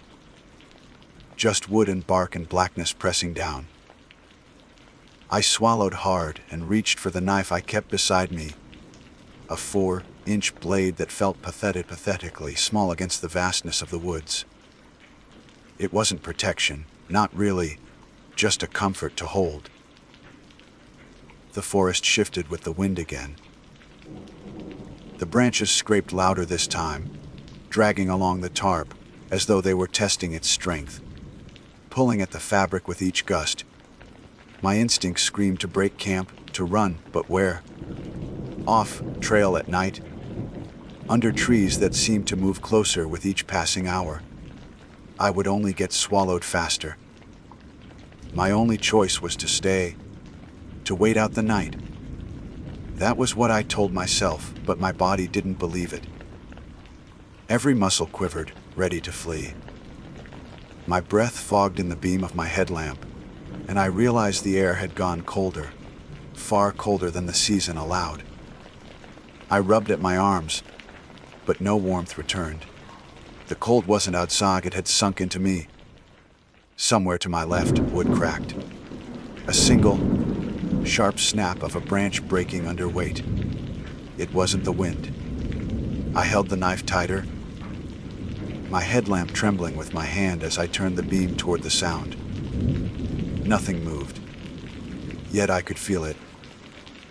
Something stood just outside the edge of the light, waiting. The silence after was worse than the sound. It stretched, growing heavier, until my ears rang with the pressure of it. I thought I could hear my pulse thudding against the tarp, the way blood does when you press your head against a pillow. Except this wasn't muffled. It was loud, too loud, like the forest had climbed inside me and was listening to the beat itself. Then came the second sound, breathing. Not mine. Deeper, slower, like lungs the size of bellows, pulling air through a throat that rattled. The tarp bulged inward near my feet, just slightly, as though fingers pressed from outside. I jerked my legs back and scrambled to the center of the tent, knife raised. The pressure vanished, but the breathing stayed, circling the tarp, dragging around me in a wide loop. I spun, following the sound, until it stopped behind me, at the narrow end of the tent. The fabric dipped inward again, not with fingers this time, but with the long drag of something heavier, tracing a line down the tarp. My headlamp beam shook as I followed the motion, and for the briefest instant, I saw it, an indentation, the shape of a hand larger than any I had ever seen, pressing down from above. Not 5 fingers. More. I counted 7 before I yanked the beam away. The urge to scream knotted in my throat, but I bit it back. Something told me that making noise would invite it inside. So I crouched there, silent, the knife sweating in my palm, while the branches scraped overhead and the breathing slowed into something almost like a chuckle. The sound carried away after a while, deeper into the forest, but the pressure in my chest didn't ease. I knew it wasn't gone. It was waiting, watching. The trees shifted again, swaying together like a single body, and I felt the tarp press down as though the woods themselves wanted me flat against the ground. I don't know how long I sat like that. Minutes, hours. My headlamp dimmed to its final flicker, the batteries bleeding dry, until I was swallowed by the dark. That was when the whispering began. Not the drip, rhythm I had convinced myself into hearing before. This was clearer, threading directly into the folds of the tarp, seeping through the fabric into the air. Words, low and stretched, but undeniably in English. I could make out only fragments at first. Alone? Stay? Belong. But then my name laced through again, sharp enough to freeze me solid. Jordan. Jordan. Pike. The voices overlapped, dozens of them. climbing over one another like a chorus trying to crawl into one throat. My own? I slapped my palms against my ears, but it didn't help. The voices weren't around me. They were inside, vibrating through bone. My teeth chattered with the resonance of it. I wanted to run, to tear open the tarp and bolt through the suffocating trees, but my body would not move. I was locked, rigid, every muscle clenched by the sound. Then, in a strange moment of clarity, I realized what the voices were saying together, all at once. It wasn't a demand. It wasn't even a threat. It was an invitation. Come out. The flap of the tarp stirred, though no breeze touched it. I could see the faint outline of the zipper rising, inch by inch, without a hand on it.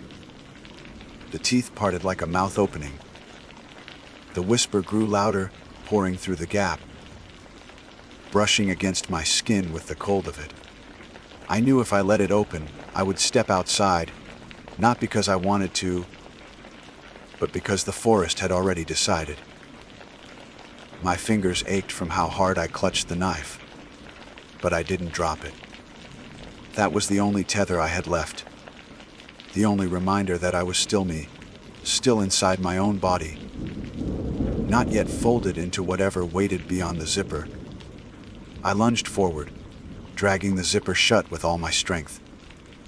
The voices hissed, loud enough to pierce, then cut off at once, leaving only silence. Real silence. Not heavy, not suffocating, just absence. I gasped, sobbing without realizing I had started, my chest racked with it. The forest didn't press in anymore. The trees still leaned, but they were trees again, not walls. I curled into myself and shook, knife pressed against my chest, until the black outside softened to a hint of gray. Dawn. But when I finally dared to push the flap open, I saw that I hadn't imagined the night. Every tree around me was bent, unnaturally, their trunks angled toward my camp as if bowing down. Branches were tangled in my tarp, still threaded through as though they had grown that way. And on the damp soil just beyond my camp, circling it in a perfect ring, were handprints. Not footprints. Hands pressed into the mud, too long, too wide, too many fingers. Each one pointed inward. The sun came weakly through the canopy, pale and half, strangled by the trees, but I packed anyway. My hands shook so badly I dropped the poles twice, but I forced myself to break camp. I didn't care about trail markers, about bearings. I just knew I had to walk, any direction, as long as it was away. My compass needle spun uselessly, spinning faster the deeper I went, until I shoved it in my pocket and ignored it. North, south, east, it didn't matter. The forest wanted me, but I wasn't going to give it what it asked for. Still, every step was shadowed by the feeling that I wasn't leaving at all. That I was walking deeper, even as the trees began to space out again. The silence that followed after the zipper teeth, ground shut, felt heavier than any noise could have been. I stayed crouched with my knees to my chest, knife pressed flat against my sternum, listening to the faint pulse of blood hammering in my ears. Every instinct in me expected the fabric to rip wide open, to feel hands reaching through to drag me out. But nothing came. The air settled, though not into calm. It was a kind of stillness that reminded me of an animal crouched in grass, biding its time. I forced myself to count my breaths. 1, 3. Each inhale shallow, each exhale ragged. It took forever before I realized dawn was pressing somewhere beyond the canopy. The dark had lightened by a shade, enough that the outline of the tarp poles stood in faint relief. I moved stiffly, every joint locked with the ache of hours frozen in place, and nudged the flap open with the edge of the knife. Gray light trickled through. My stomach clenched. The forest didn't look like it had before nightfall.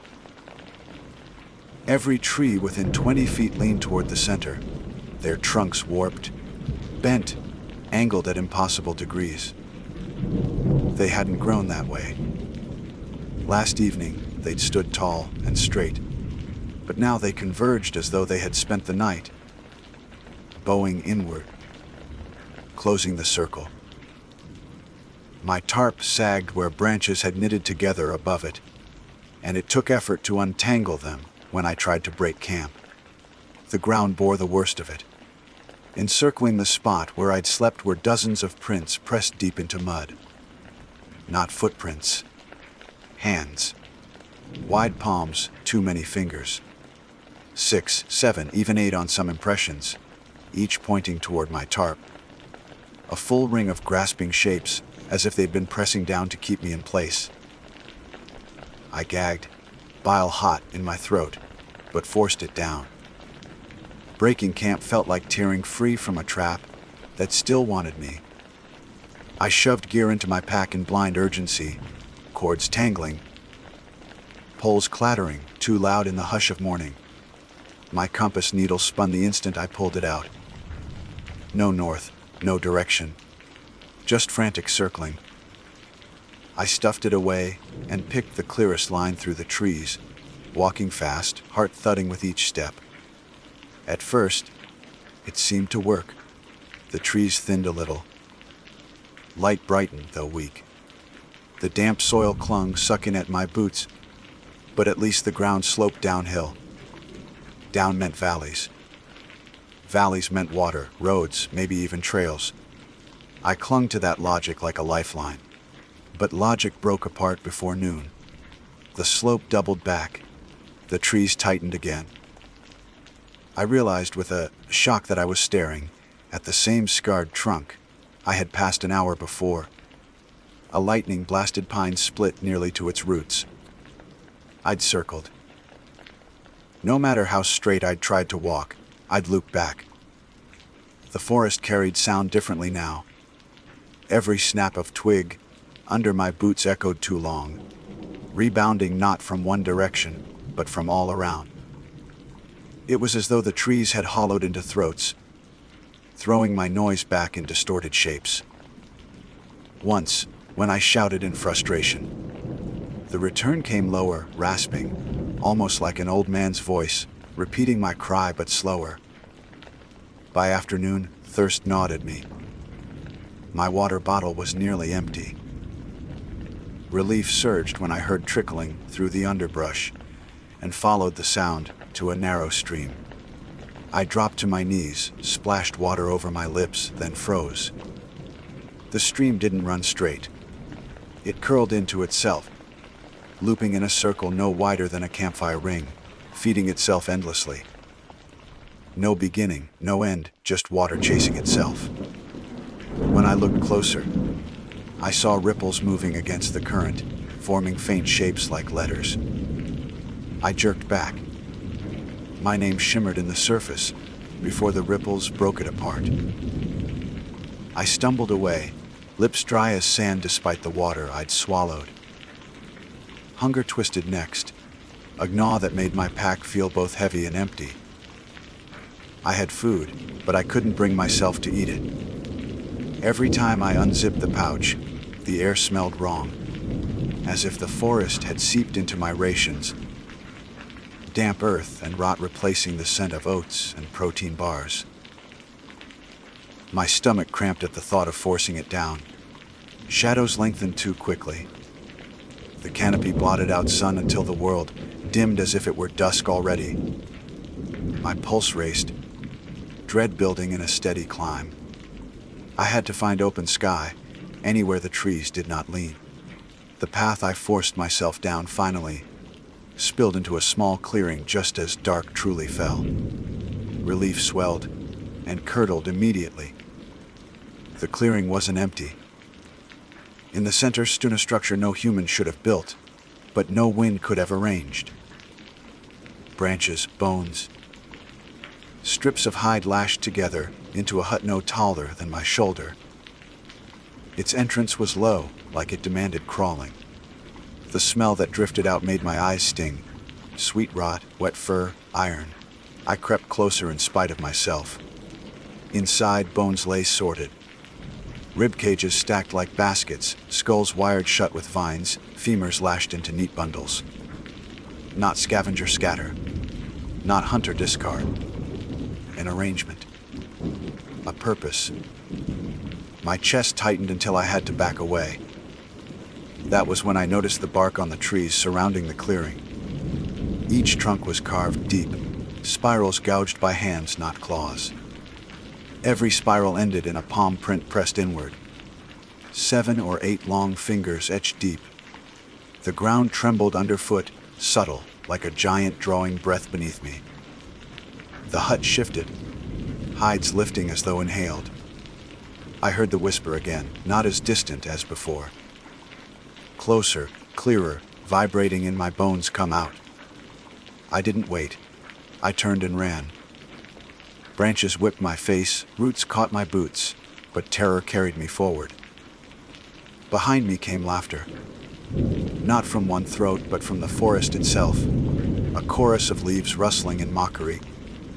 Trunks groaning like ribs of something ancient. My legs screamed with effort, lungs burning. But I refused to stop until my body betrayed me, and I collapsed onto a narrow track. It was a trail. A faint, human, worn trail. I sobbed with relief and scrambled forward on hands and knees. My vision blurred. My chest hitched with every breath. When I finally looked up, someone stood at the curve ahead. A man. Lantern held high, face shadowed by the hood of a coat. He did not move toward me. He only raised the light, as though marking where I lay. I dragged myself forward, whispering hoarse pleas for help. My voice broke into coughs. The lantern glowed steady, warm, impossibly normal. For a second, hope seared through me. But when I blinked, he was gone. The light vanished. The trail beneath me ended against a wall of roots. My pack lay torn open, contents scattered, though I couldn't remember dropping it. My knife was still in my grip, though the blade was blackened, as if dipped in soot. The forest pressed close again. Closer than before. Always closer. I don't remember sleeping. I must have blacked out on that wall of roots, because when I opened my eyes again, the woods were still dark, yet the darkness felt different.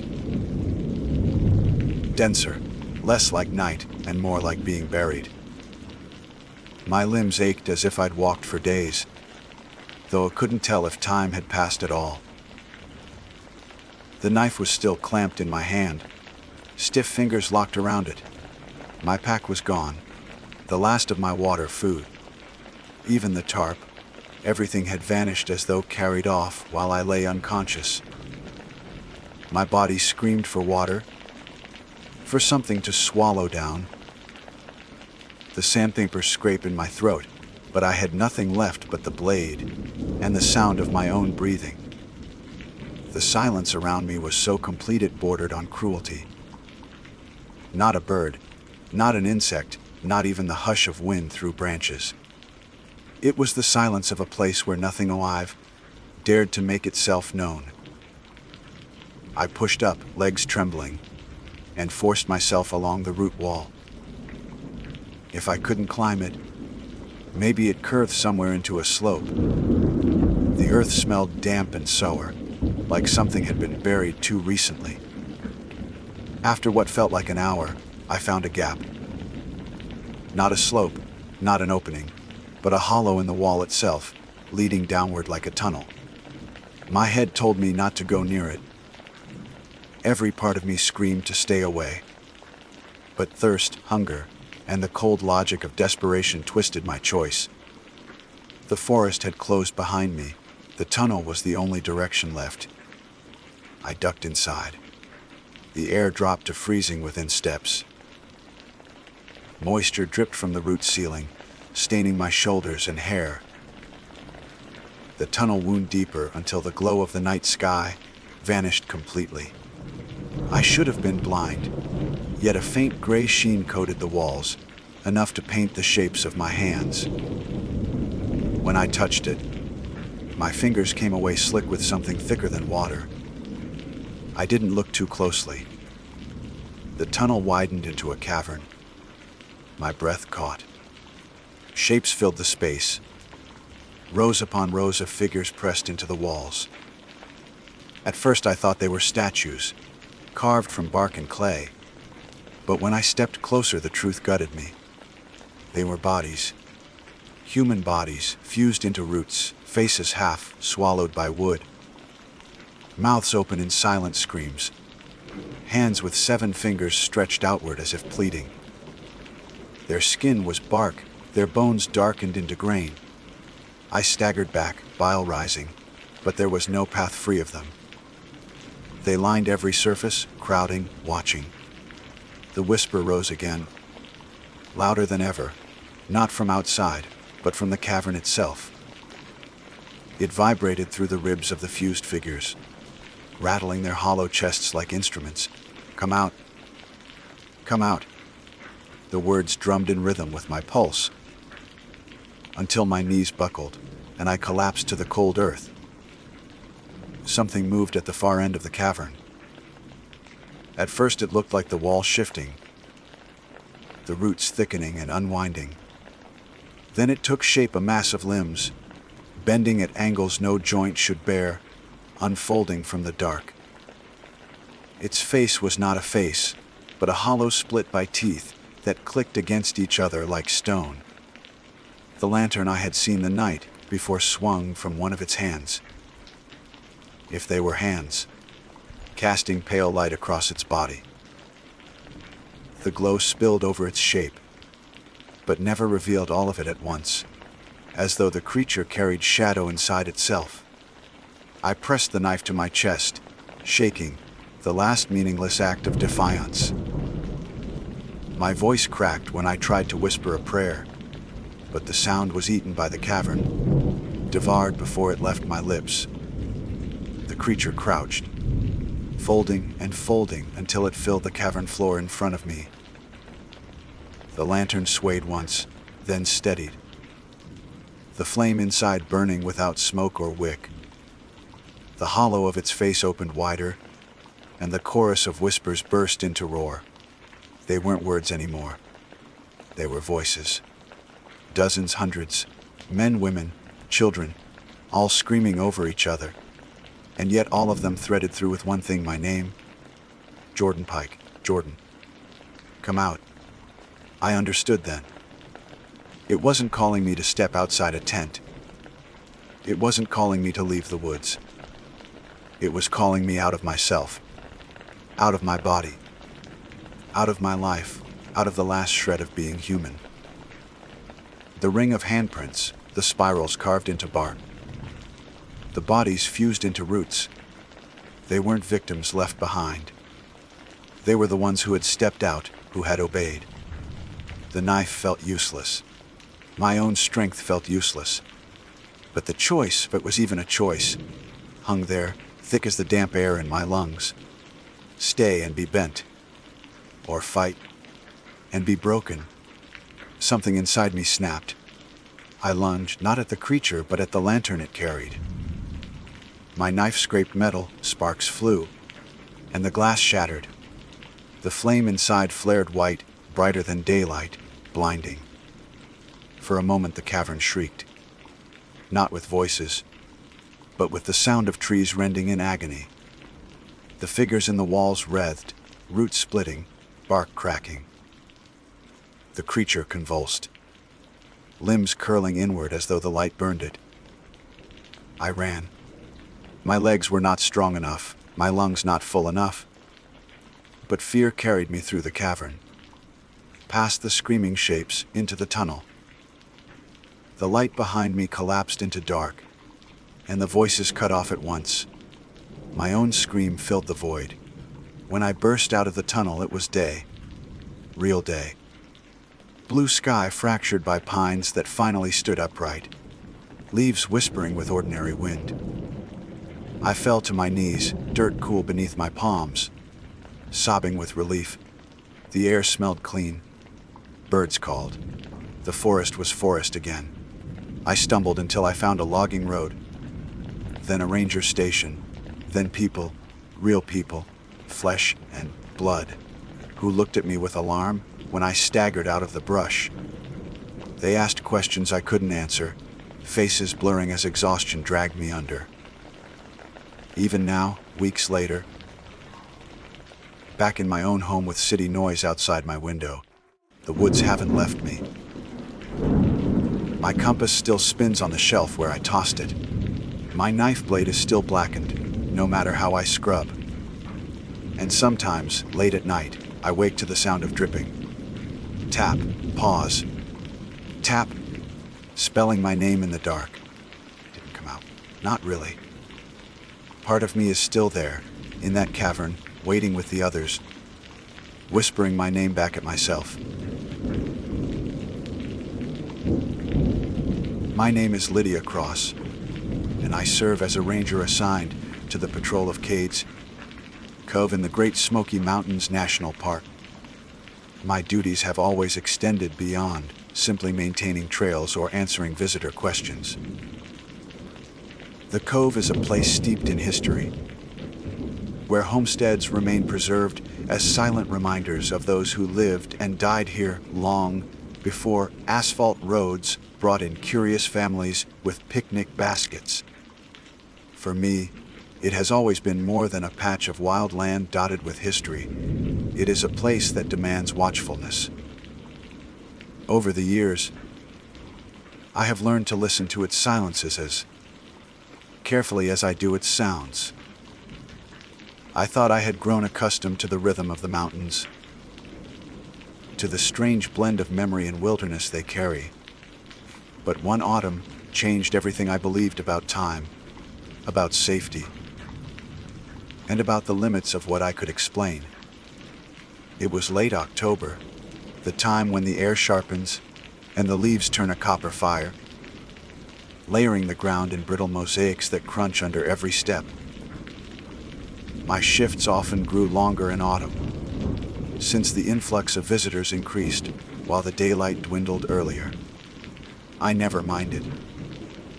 There was a meditative quality to walking those trails with only the hiss of wind in my ears, the last insects buzzing low, and the occasional scrape of a deer moving through underbrush.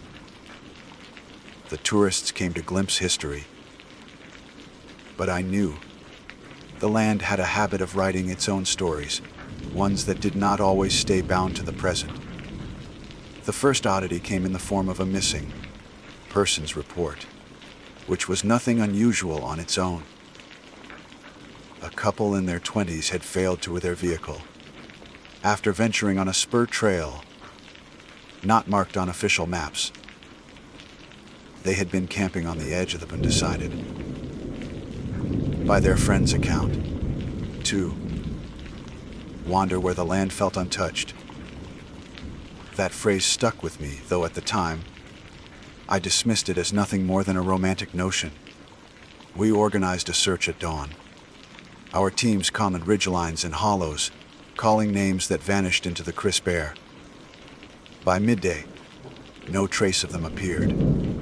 Then, not far from an abandoned homestead site, we found something, a single boot, laces undone, resting upright as though its owner had stepped neatly out of it. The search continued for 2 days without result. We had grown grim, ready to shift from rescue to recovery, when suddenly, at the edge of the cove's loop road, the missing couple emerged. Or rather, something like them did. They were barefoot, clothes muddied. But what unsettled me most was that the garments themselves did not belong to this era. The young man wore trousers of rough wool, suspenders that might have belonged to someone's grandfather. The woman wore a calico dress, faded, patched along the hem. Their hair was damp with dew. Their hands chilled to the bone, but their faces held a calm conviction that chilled me more than their condition. They insisted, without hesitation, that it was still the year 1965. At first, I assumed disorientation, some mix of exposure and panic. People lost in the woods often cling to odd beliefs when exhaustion weighs them down. But the detail of 1965 was not random. When pressed, the couple gave names Julia and Thomas Ellery. They spoke with such clarity, such ordinary certainty, that I felt my throat dry as I wrote it down. Later, in the records of missing persons, I discovered those names exactly. Julia and Thomas Ellery had vanished on a picnic in Cades Cove in the autumn of 1965, never found despite weeks of searching. The description in the file matched the two standing before me, as though time itself had folded. We transported them for medical evaluation. Doctors noted mild hypothermia, scratches along their legs, but nothing else remarkable. Yet their blood work revealed malnutrition consistent with weeks, if not months, of inadequate food. Not the mere 3 days since our present-day couple had vanished. The doctors, of course, had no context. They asked the same questions over and over. What year is it? Where were you before now? The Ellerys answered the same each time. It was 1965. They had become lost when mist rolled in from the ridges. They had wandered a trail they did not recall from any map. After days of endless woods, they had stumbled out here. Their last memory of the real world was Lyndon Johnson in the White House. I remember the way Julia looked at me, as if pleading for me to correct the trick, for me to say, yes, of course, it is 1965, and nothing is wrong. When I told her the truth, that it was the year 2019, her face shifted in a way that made my chest tighten. She did not scream or collapse. She simply blinked, as though a page of her life had been torn away and replaced with a book she had never read. We placed them under observation, but the next morning they were gone. Beds empty, window latched from the inside. No footprints outside. They had slipped away as though the earth had swallowed them. Their disappearance was filed, again, as unresolved. My superiors wanted me to move on, chalk it up to stress, possible fabrication. Yet I had seen the mud on their feet, the pale frostbite scaring their toes. I had heard the way they spoke names of long-dead locals, names not found in any tourist guide, and I had recognized the raw fear in their eyes, the kind that does not invent itself. I could not let it go. Over the following weeks, more incidents occurred. Always in autumn, always near twilight. A hiker would vanish for days only to reappear barefoot, wearing clothing decades out of date. Some insisted it was 1940, others spoke as if Roosevelt had just addressed the nation. One young boy, no older than 12, sobbed in my arms that he had lost his parents at the church picnic in 1932. The details were too precise, too woven into the cove's recorded past, to dismiss. Each time the story unraveled in the same way, they arrived bewildered, clinging to a vanished year, only to vanish again when the night turned deepest. I began patrolling differently. I watched the tree line for flickers of movement, for shadows that did not belong. At dusk, I felt the air thicken, the forest quieting not with the peace of evening, but with a hush more like expectation. Leaves did not rustle, birds did not call. The mountains seemed to hold their breath, waiting for something I could not see. It was during one such patrol, as the last light drained behind the ridge, that I felt it directly. The trail beneath my boots seemed to lengthen, each step pulling me deeper, though the path should have circled back within minutes. The oaks leaned closer, branches arching as though to guide me. Then came the mist, rolling low from the hollows, thick enough to bead against my skin. My radio crackled, then went silent. I knew I should turn back, yet some part of me pressed forward, compelled by a sound I thought, at first, was water. Only when it grew louder did I realize it was not a stream, but the faint cadence of voices. I followed. They rose and fell like a hymn carried on the air. Through the mist, I glimpsed shapes, outlines of people, standing in a clearing that had no place on any map. I froze, my lungs filling with cold damp, as figures drifted closer. Their eyes were empty of recognition, yet their faces bore the calm resignation of the Elleries. One man nodded at me, his jaw slack as though his voice belonged elsewhere. He wore suspenders, wool slacks, the style of half a century ago. Behind him stood a woman in a bonnet, clutching a child whose bare feet pressed into frosted grass. I wanted to speak, to demand who they were, but my tongue stuck. They did not rush, did not menace. They simply stared, as though recognizing me the way I had recognized their era. Then, as mist thickened further, they stepped backward into it. One by one they blurred, until the clearing was empty again. My knees threatened to give way. When I forced myself back to the trail, I found I was less than 100 yards from the loop road, though I should have been miles in. My watch told me 3 hours had passed, though I could not account for more than minutes.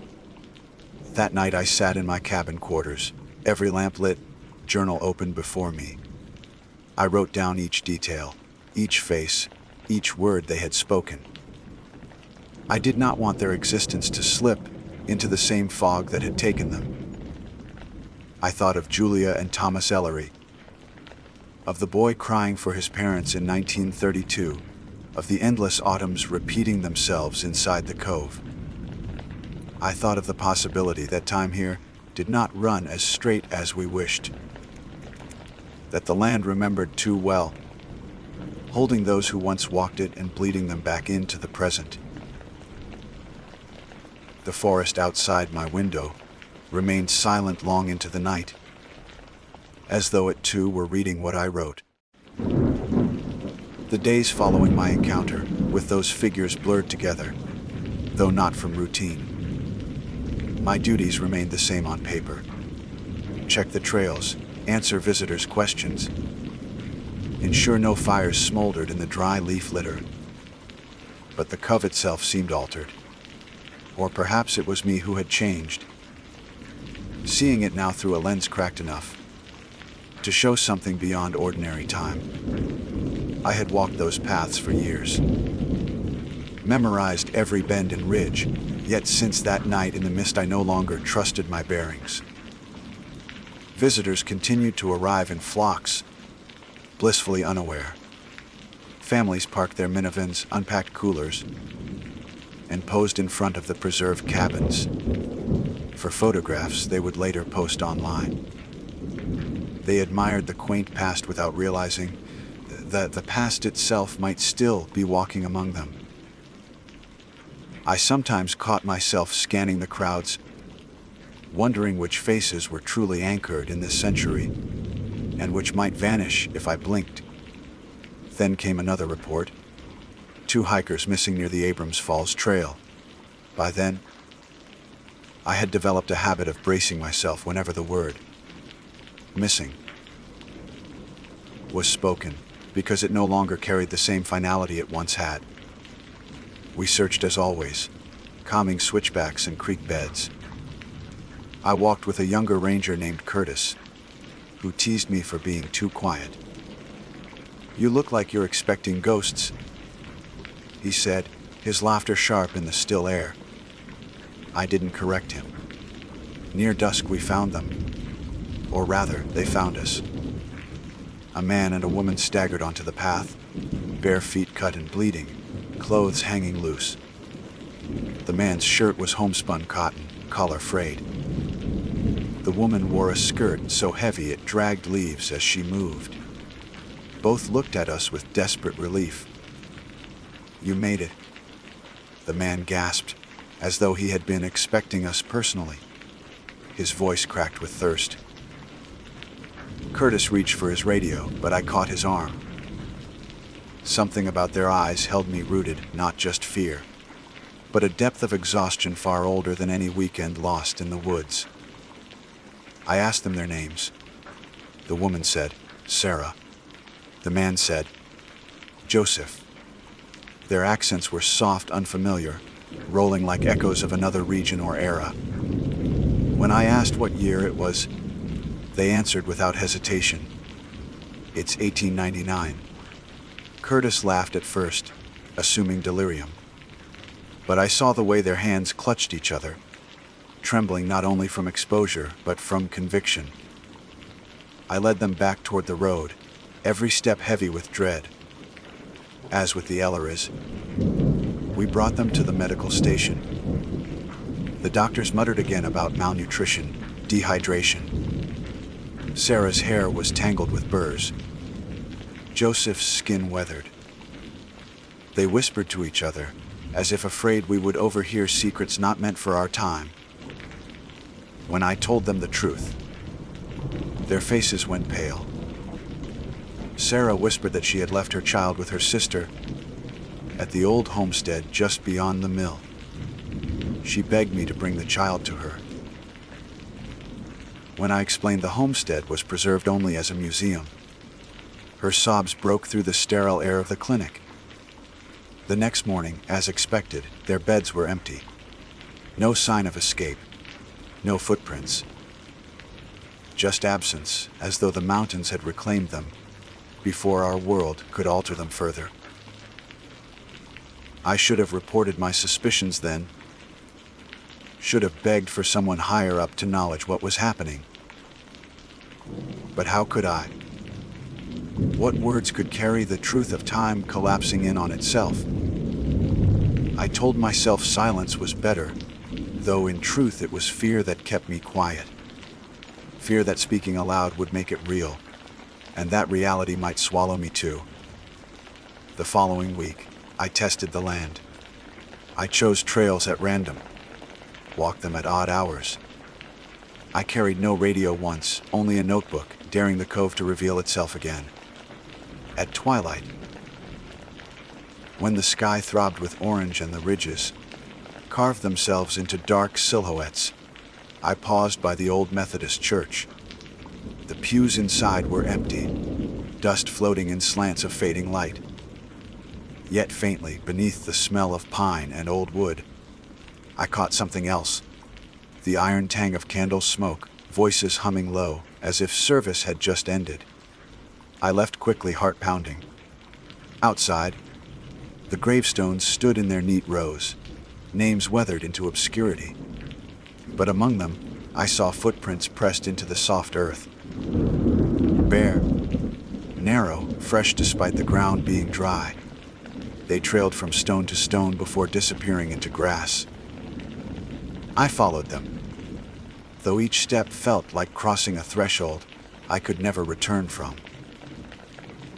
The trail they carved led me to the tree line, where mist was gathering again, seeping from hollows and slow rivers. A shadow moved within it. At first I thought it a deer, but the shape resolved into a person, head bowed, shoulders stooped beneath clothing too broad and cut. He stopped when he saw me, and in the dim light I made out a face lined with exhaustion. His lips parted as though to speak, but no words came. Instead, he lifted a hand, palm out in silent warning. Then, without another sound, he stepped backward, dissolving into the fog. I stood there until the darkness pressed, too heavily to ignore.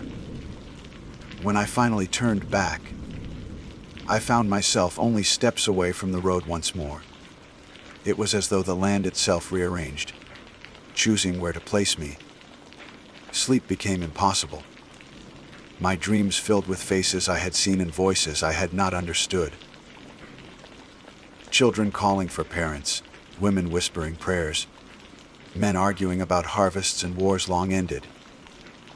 Each dream left me more exhausted than waking life. I kept my journal beside me, scribbling fragments I could remember, convinced they were not simply dreams, but messages leaking through. Then came the final confirmation, the one that stripped away my last denial. I was patrolling alone along Rich Mountain Road when a storm rolled in fast, thunder grumbling low. I sought shelter in one of the preserved cabins, its walls groaning against the wind. As lightning flared, the room was illuminated not just by its present emptiness, but by another vision layered atop it. For a heartbeat, I saw the cabin alive again. Fire crackled in the hearth, children huddled on a bench, a woman sewing by lamplight. They did not notice me. I was intruder and witness both. Then the vision snapped away, leaving me trembling in the stale dark. When the storm passed, I stepped outside. The ground was soaked, mud sucking at my boots. Yet among the rain-pocked puddles, clear footprints crossed from the doorway into the woods. Bare, light leading into shadow. I followed a short distance before stopping. I knew deep down that if I pursued too far, I might not return. And though some part of me longed to know what lay beyond the mist, another part, the ranger trained to survive, the woman clinging to the anchor of her time, held me back. Back in my cabin, I opened the old case files again. Missing persons spanning decades, all vanishing within the cove's embrace. Some never returned at all. Some appeared, barefoot and bewildered, only to vanish again. I underlined the names, the years, the seasons. A pattern emerged. Always autumn. Always near twilight. Always the same locations, the church, the homesteads, the loop roads, forgotten corners. The cove was not simply a place of history. It was a mouth that opened when the air turned sharp, exhaling the past back into the present, inhaling the present into the past. I could not decide which possibility chilled me more, that the people I saw were the dead unable to rest, or the living caught in some endless cycle of displacement. Perhaps both. Perhaps time here was not linear at all but circular, looping like the road itself, trapping souls in endless return. The final straw came when Curtis confronted me. He had noticed my restlessness, my long stares into the fog. "You've seen something," he said. "Don't lie." His tone was half jest, half accusation. I hesitated, then told him, "Not everything, but enough. The Elleries, Sarah and Joseph, the figures in the mist." His face shifted as I spoke, disbelief battling unease. At last he shook his head. "You need sleep," he said, but his voice lacked conviction. 2 days later, Curtis vanished during patrol. He was last seen heading toward the trail by the old mill. We searched for him until dawn. My stomach twisted into knots I could not untangle. When at last I found tracks in the mud, my heart nearly failed. They began as boot prints, his size, his tread, but halfway down the trail they ended abruptly, replaced by bare feet. Smaller, lighter, as though someone else had stepped in to continue. Curtis never returned. That night, I stood outside my cabin and listened. The mountains were silent, but beneath the silence pulsed something older, like a heart beating out of sync with ours. I realized then that Cade's Cove was not just haunted, it was hungry, and it was not finished with me. After Curtis vanished, I stopped pretending that what I faced could be explained away. My reports became shorter, clipped to the point of irrelevance, because no language on an official form could capture the truth. Every night I felt the cove watching. Every dusk pressed its weight heavier against my ribs, and every morning I wondered whether I would be next to step barefoot into another century and never return. I thought about quitting, about abandoning the badge and the duty, but that too felt narv. Leaving Cades Cove was not so simple. If the land itself could bend time, what promise was there that walking away would truly sever my tie? I had seen faces from decades past. What if someday, someone saw mine among them? The mist thickened earlier each evening as November edged closer. I avoided patrolling alone, though in truth no partner could protect me. The forest seemed to decide who it wanted, yet I still carried on, driven by a mixture of duty and morbid compulsion. Each trail felt like a thread, and I was terrified of what tapestry it was weaving. Then, one evening, the cove made its intention clear. I had lingered near the primitive Baptist church, my flashlight cutting narrow beams through the gathering fog. The gravestones shone pale as bone, inscriptions blurred by age. I thought of the boy who had wept for his parents in 1932, of Sarah begging for her child, of the Ellerys clutching each other, as if they had merely strayed off the path of time. As I walked, a sound broke the silence of footsteps. Slow, deliberate, not mine. I froze.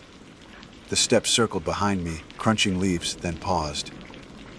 Turning, I saw them. Curtis, or what remained of him. He stood barefoot, uniform gone, replaced with threadbare trousers and a shirt button crooked.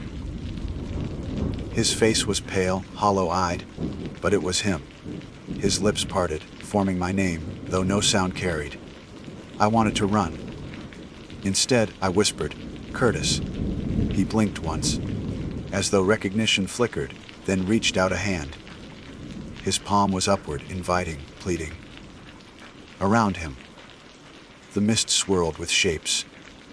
Other figures, blurred but steady, watching. Their clothes marked eras across more than a century. Children clutched parents' skirts. Men hunched in suspenders. Women in bonnets or calico dresses. They did not advance, but they did not leave. They waited. Curtis's hand trembled as he beckoned me closer. I shook my head. The weight of that choice nearly crushed me. His mouth twisted, grief breaking across his face. Then, as if pulled by an unseen current, he was drawn back into the mist, swallowed whole. The others followed, one by one, until the clearing was empty again. I collapsed against a gravestone, my breath tearing at my chest. I do not know how long I sat there, the cold soaking through my uniform. When I finally forced myself back to the road, the night was almost gone. Birds were beginning to stir, as though nothing had happened. That morning I wrote in my journal until my hand cramped. Every detail, every expression, every soundless word. I knew now the cove was not merely displaying echoes. It was collecting. Curtis had been taken, as others had, because he lingered too near the fault line between past and present. And it wanted me too. The following nights confirmed it. I would wake to the sound of footsteps outside my cabin, circling. I checked the ground each morning and found faint impressions of bare feet in the frost. My radio crackled with voices speaking in phrases, outdated by decades talk of harvest fairs, of sons returning from wars long ended. Once, a child's laughter filtered through, high and thin, calling my name. The cove had marked me. I wrestled with the question of whether to resist or surrender. Part of me longed to step into that mist, to follow Curtis, to discover whether time beyond the present might hold peace.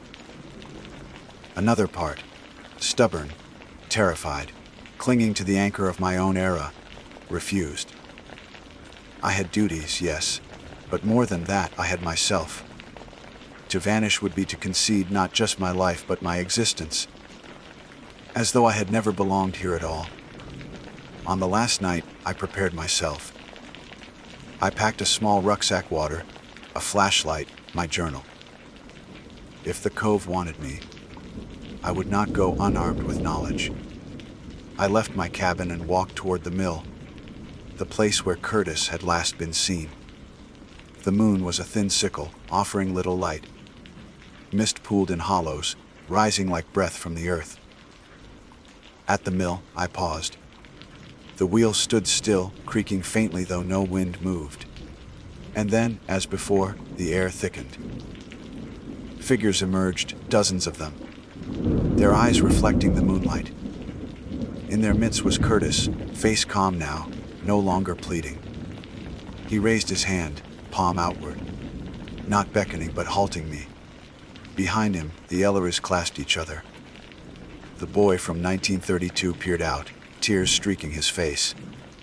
Sarah stood with Joseph, her gaze locked to mine. They did not speak, but I understood. The cove was not a place to join. It was a place to respect, to fear, to guard. They had not called me to surrender. They had shown me what awaited those who strayed too far. Curtis was gone not because he was weak, but because he had been claimed. And I was still here because I had resisted. For now, the figures held their vigil a moment longer, then turned. The mist closed around them, and they were gone. Silence returned deeper than before. I stood there until dawn. When the sun finally touched the ridges, I walked back to my cabin, my journal heavier than the rucksack on my back. I knew I would remain, at least for a time. The cove had given me its warning, and I had survived it. But I also knew it was not finished. Someday, perhaps years from now, perhaps tomorrow, it would reach for me again. So I write this, not as a plea for belief, or as a ranger's report, but as a record. If you walk Cade's Cove at dusk in autumn, if you feel the air grow too still, if you see mist thickening where none should be, turn back. Do not follow voices. Do not answer if someone calls your name, because the cove remembers. It remembers every footstep, every breath, every year. And if you are not careful, it will remember you too. Even now, as I finish these words, the wind outside my cabin stills, and I hear the faint crunch of bare feet circling. The cove is patient. It will wait as long as it must, and one day it will take me.